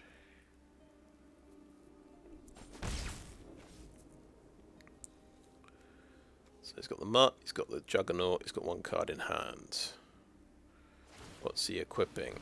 Okay, that's going to be a 2. Okay, we've got another Gixian Infiltrator.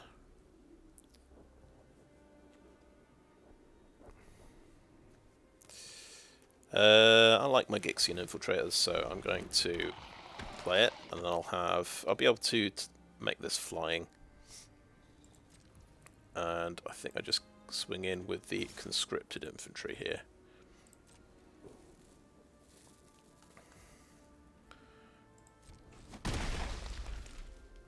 end the turn. And I bet we used a lot of time. 23 to 26. Yeah, he's 3 minutes ahead.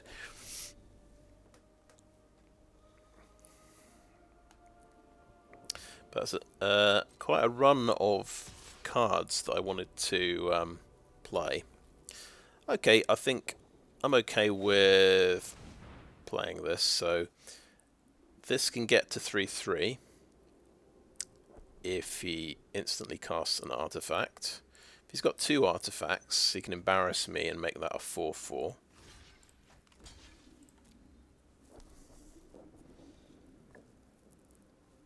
But I'll take that risk. I'll be very impressed if he's got 2 artifacts in hand. No, he just... I don't think he appreciated my statue. The threat of my statue there. Wait. Did I understand that correctly? He had 2 artifacts in hand he could have played. Never mind. Right, the Goblin Blast-Runner. I think I'm going to say we don't care about that. We're going to play our Dragon Engine and discard the hand and draw 3.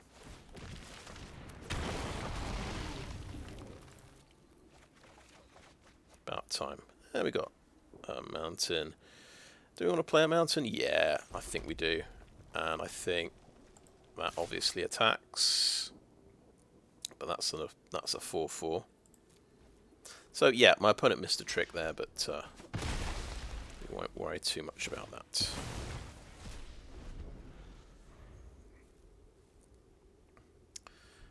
I think he's just styling on me. That's what he's doing. He's like, I could have won that fight, but I'm going to let you off this time.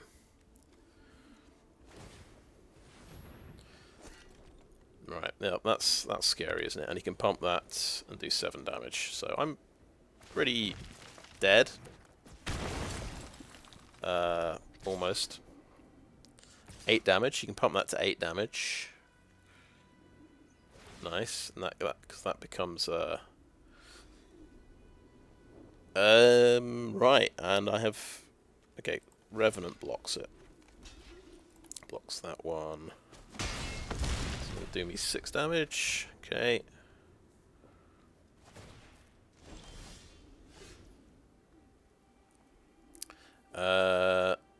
So it's bad news for me. I can't stop this thing.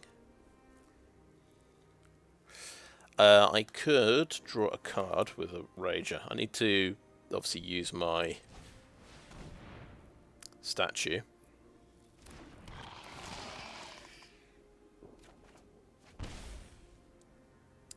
Okay, well that pumps the statue.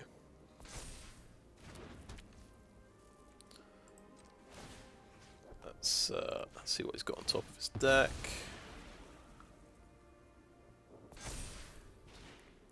Evolving Wilds, okay. Right, so I think we've got to swing in. He's let's count his mana. 7 mana, so he can do that for 2 and that for 6, and that's got trample. Okay.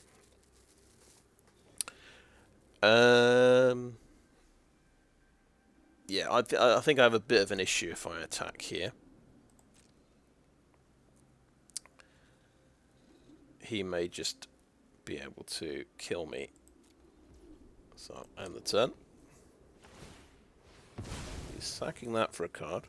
Okay.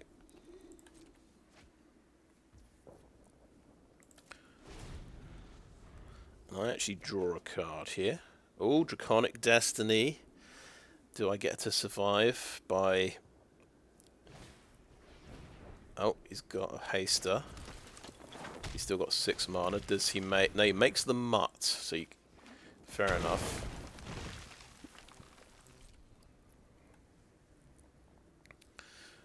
And he wants to be able to pump that for 3. But he's not going to do that. Okay, that guy's coming out as well. So he can't pump his power plant worker.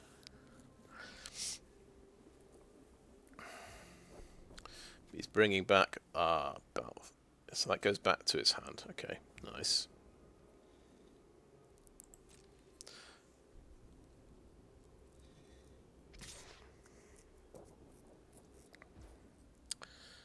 Okay. Well, yeah, we just activate statue and statue blocks. And there's no clever things he can do, I think. Now, any other legendaries will also do the job here. Right. Draconic Destiny.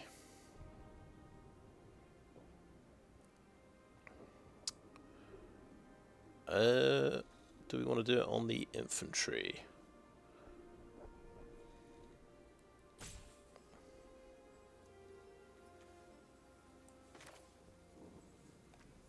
I'm not sure, but I'll cast it on the infantry. We want our big creature, don't we?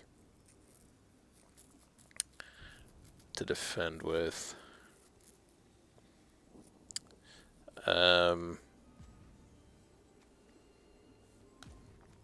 Scrap Trawler is so good, but okay, I've got to, yeah. Tricky one, not going to attack. I feel like I'm playing safe because I'm on 5 life. He can bring back that Juggernaut anytime, and then that is going to be quite painful. Right, Courier is unearthed. Courier is sacrificed. If he has another legendary creature, see, he's got he can get. Yeah, he can just get the artifact back, can't he?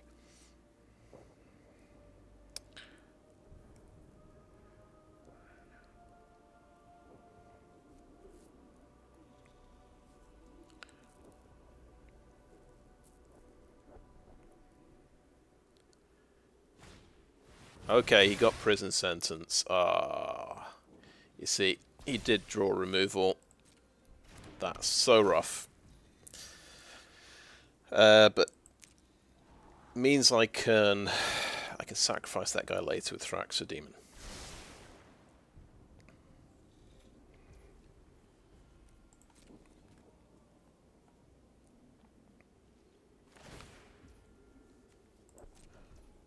Okay. My turn. Right, it's turning into a long game. Bit of a grind. Okay, I want to play all the lands I get, I think, at the moment. So, I can play Phyrexian Demon. So we're planning to sack that infantry next turn. I can play a Scrap Trawler and still have enough to replay my stuff. The cool combo here.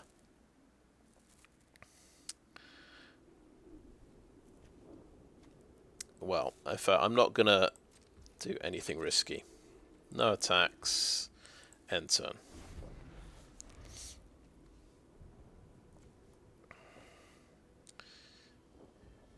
But yeah, any artifact that dies now is going to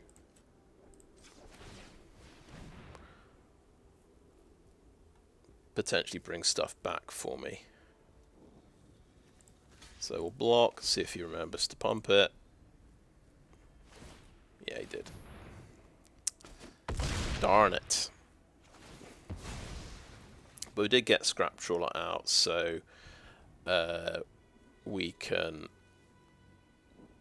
get the Chromatic Star.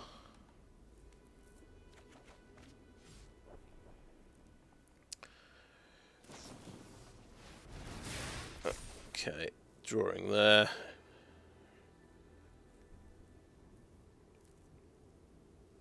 So we've got to get something that can get to 6 power, I guess.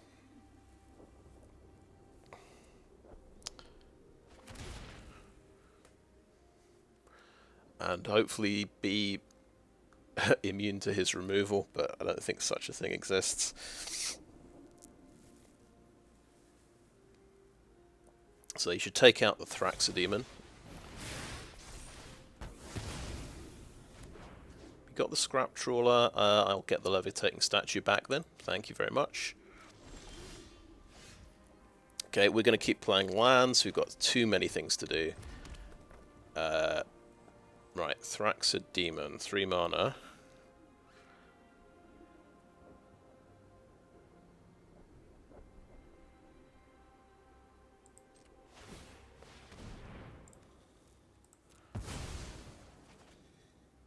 Didn't really think too much about that.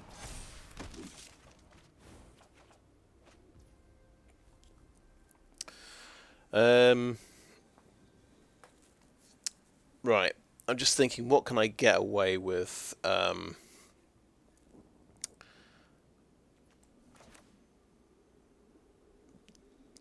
So I think I am just going to do the Gixian Infiltrator here.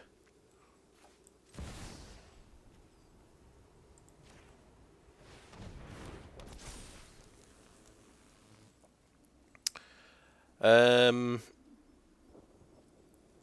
could pump it up with Chromatic Star, or we could just pump it up with the ability.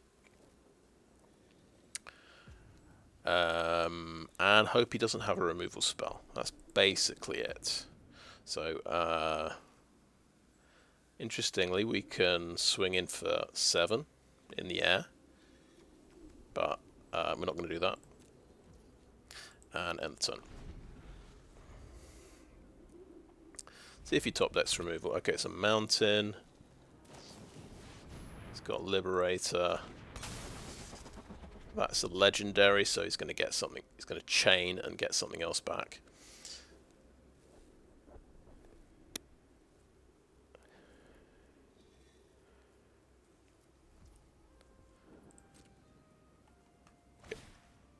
And then he's going to play the Juggernaut, which pumps up the Liberator.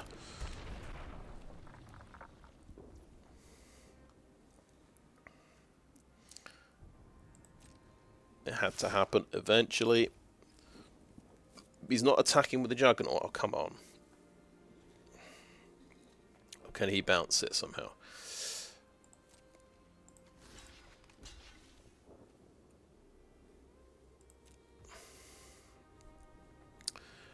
What am I missing here? Well, he hasn't pumped it, so...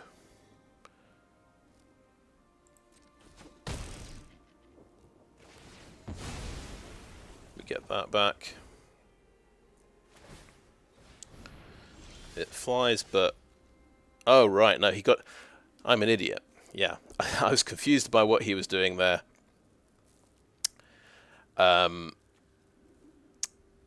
He actually brought that back from the graveyard. Yeah. So we play a mountain.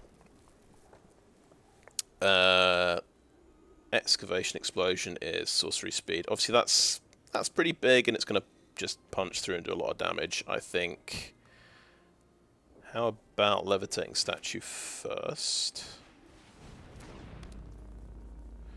I think we can make a blocker.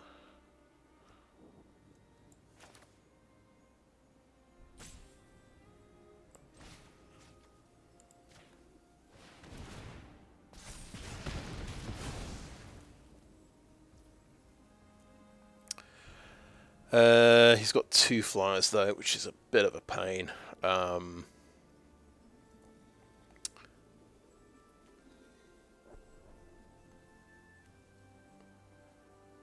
Chromatic Star. Chromatic Star. Right. Let's put this on the Scrapwork Rager.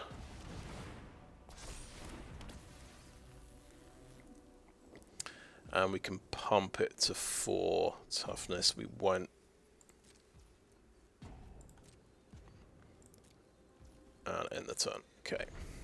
So he does still have the Juggernaut on the ground, which he can unearth an attached thing to. Yeah, that is kind of the problem. So that's 3 and that's 2 getting through. So yeah, we are 1 mana short for our plan here.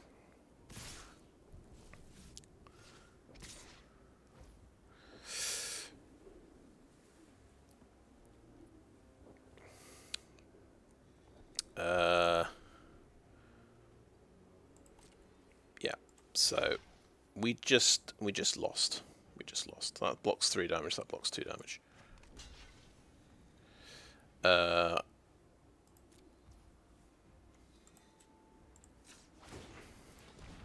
I'm probably just wasting time here. I'm down to 12 minutes. Yeah, exactly 0. And he's not had half his time yet, I think. Okay. Right, so some kind of bit of reanimation going on there.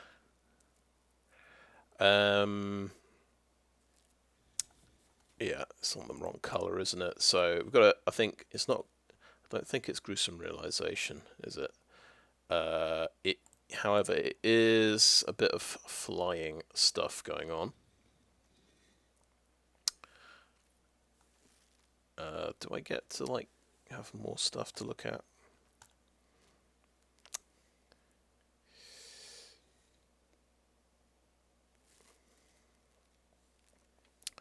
I'm thinking Tower Worker, because it's got reach. Might be better than Ornithopter.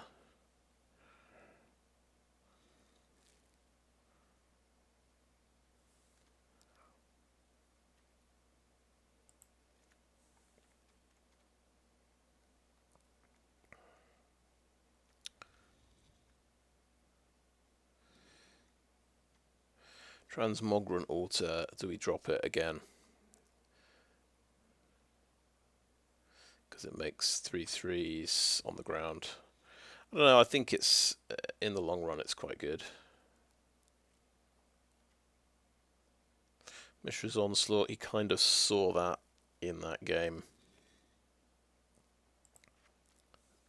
So maybe we drop that. That's my thinking.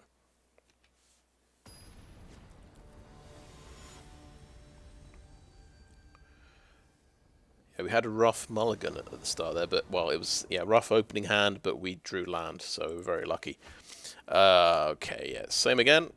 Sure, yeah. Oh, it cut 2 one-landers in a row. Okay, okay, I see. Love all these people in the advice saying, oh yeah, you can drop down to 16 land in this. It's absolutely fine. Maybe I missed a 0 cost artifact in that first hand, actually. I just instinctively... Okay, I see how it is. Right, mountain, and maybe a swamp goes back. Okay, well, we've been absolutely brutalized already. Let's play the bauble. Let's just sacrifice it immediately and see what he's got. Okay. That helps. Right. Okay. Maybe we do this. Maybe we do this. I think we drop the sibling rivalry. Okay, cool. We get a 3-drop. Maybe we can run over him.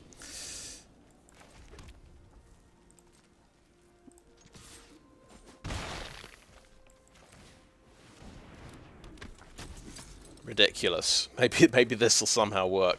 He got all 3 colours. Yeah, that's not good.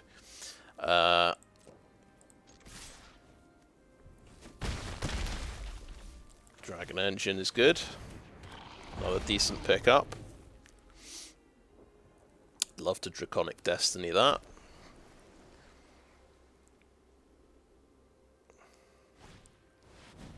Okay, Vanguard pumps that up. Gonna swing in for a cheeky bit of damage. Okay. Well, guess what? Yeah, this has got first strike, but Draconic Destiny on this guy.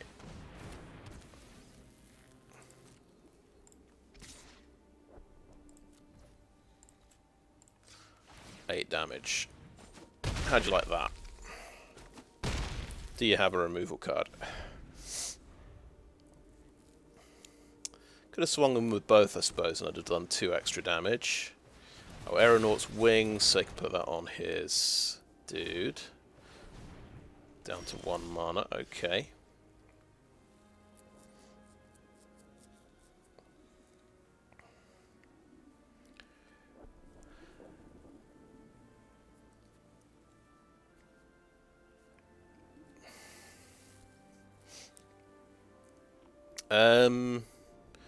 Attack with everything. I'm thinking. I mean, this guy's got double strike.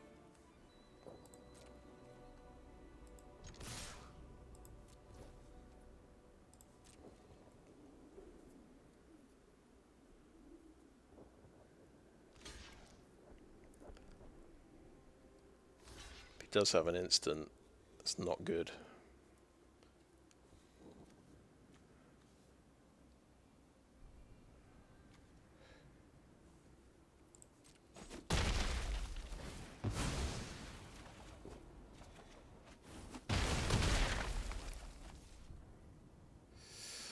Okay,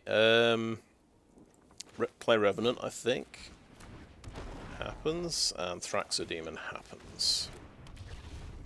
And then we can kind of, we don't even need Draconic Destiny, really.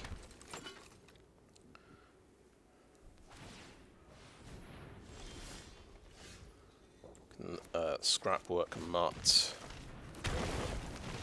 Discard that. And swing in with everything and win, unless this has got lifelink or something. And then we have 9 minutes left to concoct another victory. Well, ridiculous. That was an opening hand of nothing.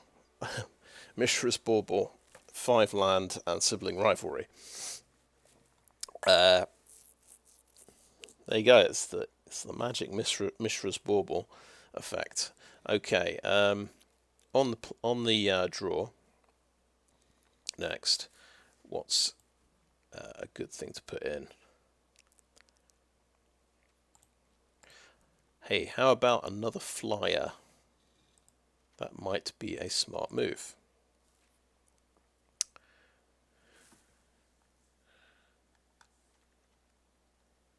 Can I part with the Cindermaw?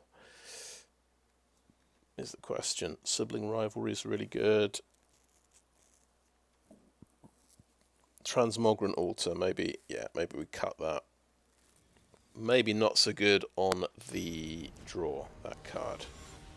Takes a bit of sort of setup time.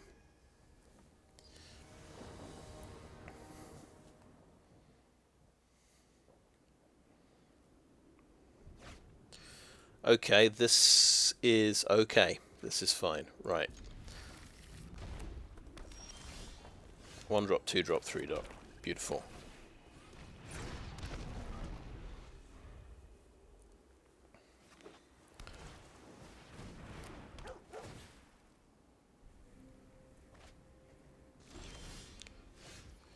Okay, what are we discarding here? Because I'm gonna, well, let's swing in.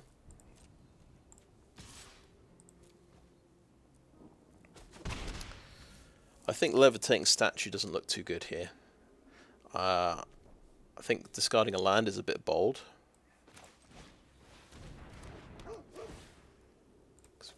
We haven't got any non-creature spells, so there's a non-creature spell. But we're not going to sacrifice that yet. We've got to play Gixian Infiltrator first.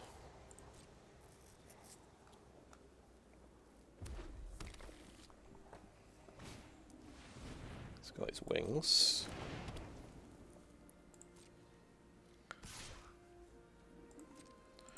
Yeah, I'll block.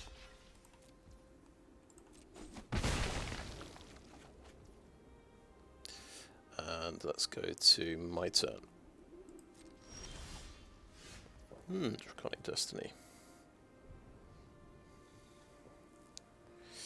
We can't cast Draconic Destiny, by the way. Kind of an important note there. I think we'll play the strong ball now. Swing for 1. And turn.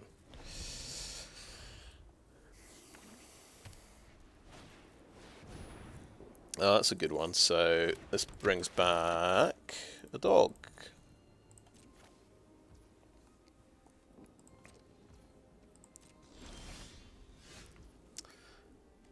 We like the Dragon Engine a lot. Okay.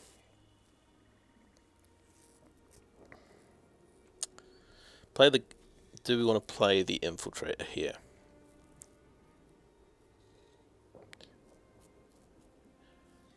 If he blocks and I sacrifice, I'm very, very happy. I don't need to play the Infiltrator first.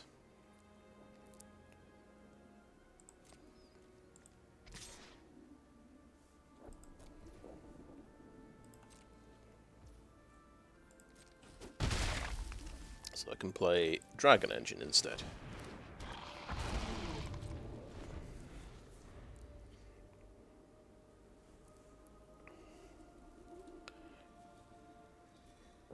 But he has definitely, he's got going. He's fixed his mana.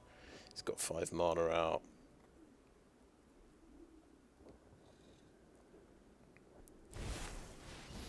Oh no.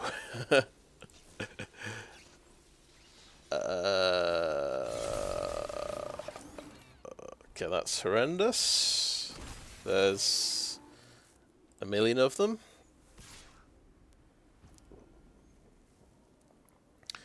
Right, so I can trade off the Dragon Engine here. We'll take 3. Let's take 3. We kind of need a first striker against the army.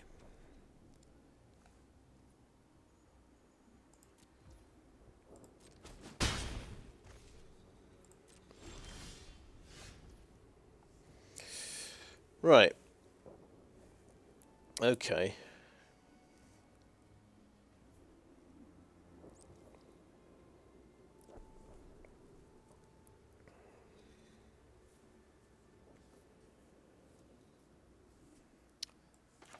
Infiltrator comes out. Let's sacrifice this. See what he's drawing next. Lawrence escape. Well, that's good to know. Scrapwork Mark. Not much. Well, I don't want to discard Draconic Destiny, do I?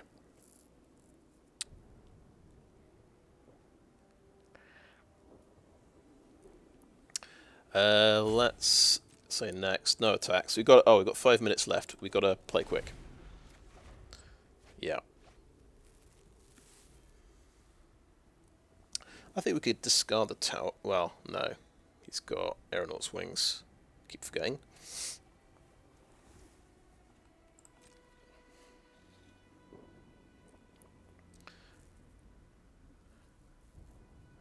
So he's got the upper hand here, and he's got... Oh, it's just a 13-minute time advantage. Okay. Casual 13-minute time advantage. Okay, pass to blockers. Kill.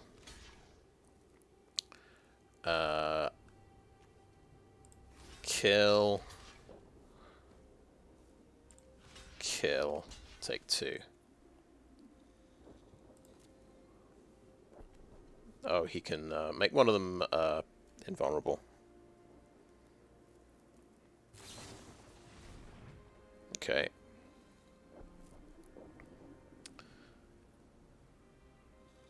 Yes, right. So that does beat the Dragon Engine, now I think of it. That's the thing I missed.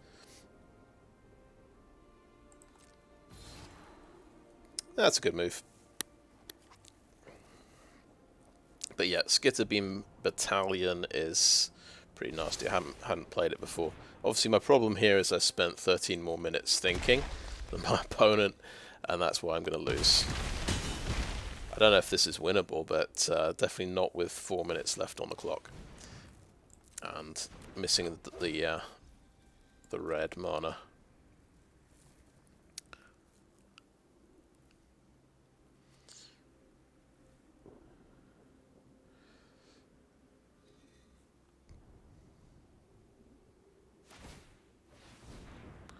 Okay, afterthought, pop that on there, fair enough. My turn.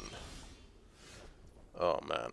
Well, we get a mana with this guy, and we try and wipe him out next turn. But, yeah, no attacks, end turn. See if he kills the tower worker. Power plant worker, okay. Attacks for 3. That blocks. And damage, okay. My turn.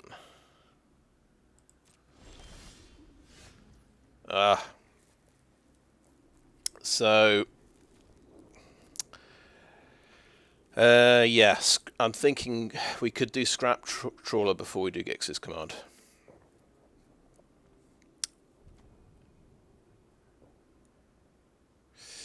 Or Gix's command, highest power, and we gain some life link.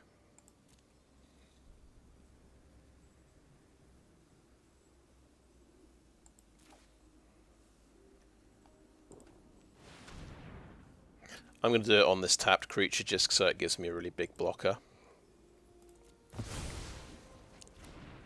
Not great, but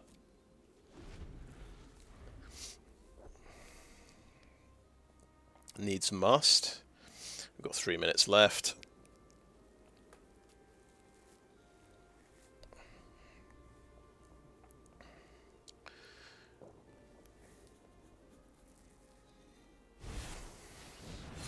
Three, 2, okay. Not looking good, is it? Scrapwork mutt, okay. Block like that.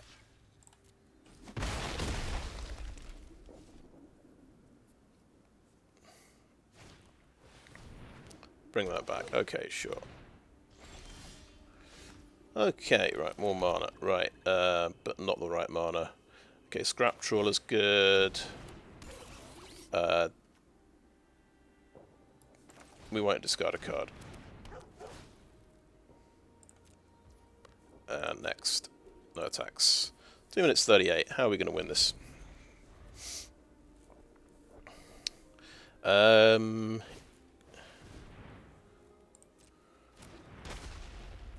we can get a mutt back if a 3-cost thingy dies. But yeah, it looks like we're just going to be frustrated, not get the second red. And it was a swamp I took out, by the way.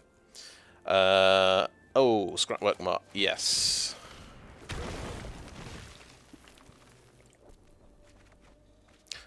Yeah, it's just taking the piss now. Okay, let's attack like that. Maybe like that as well.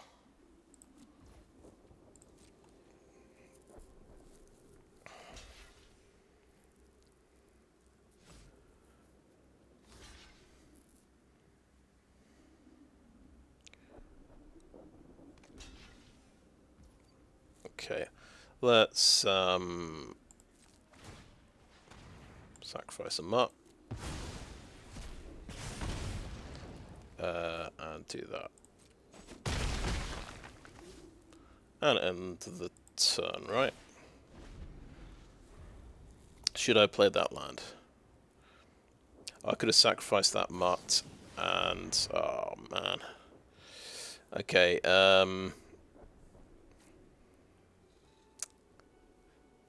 I'm gonna say we sacrifice it in response. Do we get something back? Oh, levitating statue. Yeah, that could be good. But it's not, you know. we just, well, again, we still need spell, and we've got 1 minute left. Oh, this is agonizing. Come on. Right.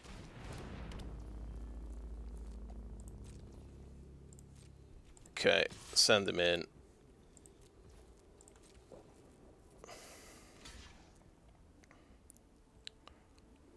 Okay, he's gonna die. It's fine. And we'll get the bauble back. Oh, we got the bauble back. Oh, that's good. Now we can put a token on there. Let's play a swamp. Let's play that. Discard that. Please get a mountain. We got a mountain. End turn. Pop that on you. Okay, good. Pass. End turn.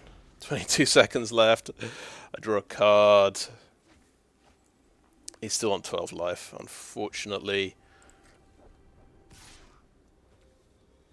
Okay, activate the ability. Block him. 1 damage through. Something comes back. It's a bauble. Yeah. Play the bauble. No, I can't play the bauble. It's an artifact.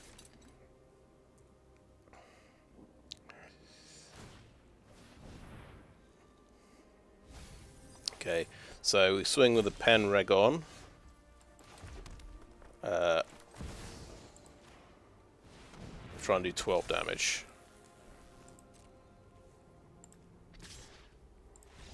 No, run out of time. Oh well. Yeah. I am taking way too long playing these things. So I don't think I'm quite with it at the moment. Yeah, we got that first win. 500 gems. Anyway, we'll check, have a look at this deck again.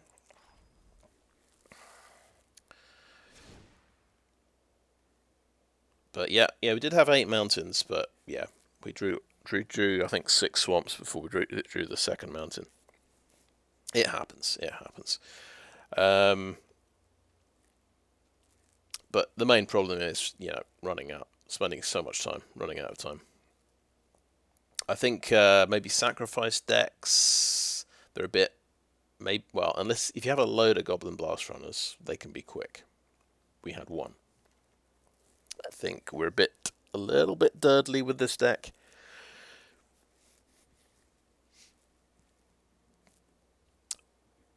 Yeah, we're building up a bit to a big turn. Excuse me. Trying to get 2 red for Draconic Destiny, really. And yeah, it's not quite working out for us. But yeah, we got our Scrap Trawler kind of loop going a little bit there. Getting Mishra's Bauble out, using it again, drawing cards. But too little, too late, I think. Did I use Gix's command the right way? Could I have waited another turn? Well, yeah, I was struggling. I was stuck on 4 land, wasn't I? If I'd killed all creatures with power 2, he still had the power 3 flyer, and would have killed all my own creatures.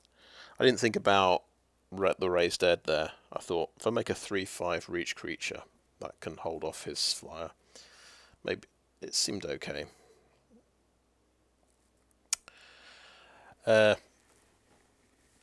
Yeah. So, but my goodness, the hands we drew after dropping down to 16 land. Just some of the most horrendous hands I've ever seen. We managed to win a game off a horrendous hand. We mulled down to 5. We had literally a Mishra's Bauble and Sibling Rivalry in 5 land. That was a good game. I just top decked everything though. I mean, sometimes it'll happen. We got, I think, Scrapwork Mark, Gixian Infiltrator, Phyrexian Dragon Engine. So yeah, there was definitely some high variance experienced here. It's funny, I put that card on that card ended up on the front, but I didn't. I never changed it. It should be that should be on the front of the deck, or even that one. There we go. So yeah, that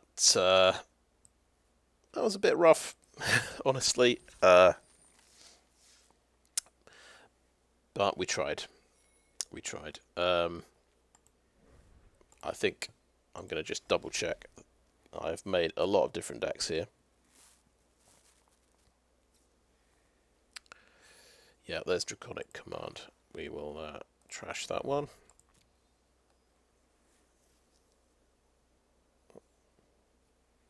Maybe the lesson here is never go down to 16 land. It is not worth it for the amount of pain, the amount of horrendous one land hands you will get in best of 3. There is no hand smoothing algorithm to help you here. So yeah, the variance will strike and get you. Right, I got 500 gems now. I think that is a video. So thanks for watching.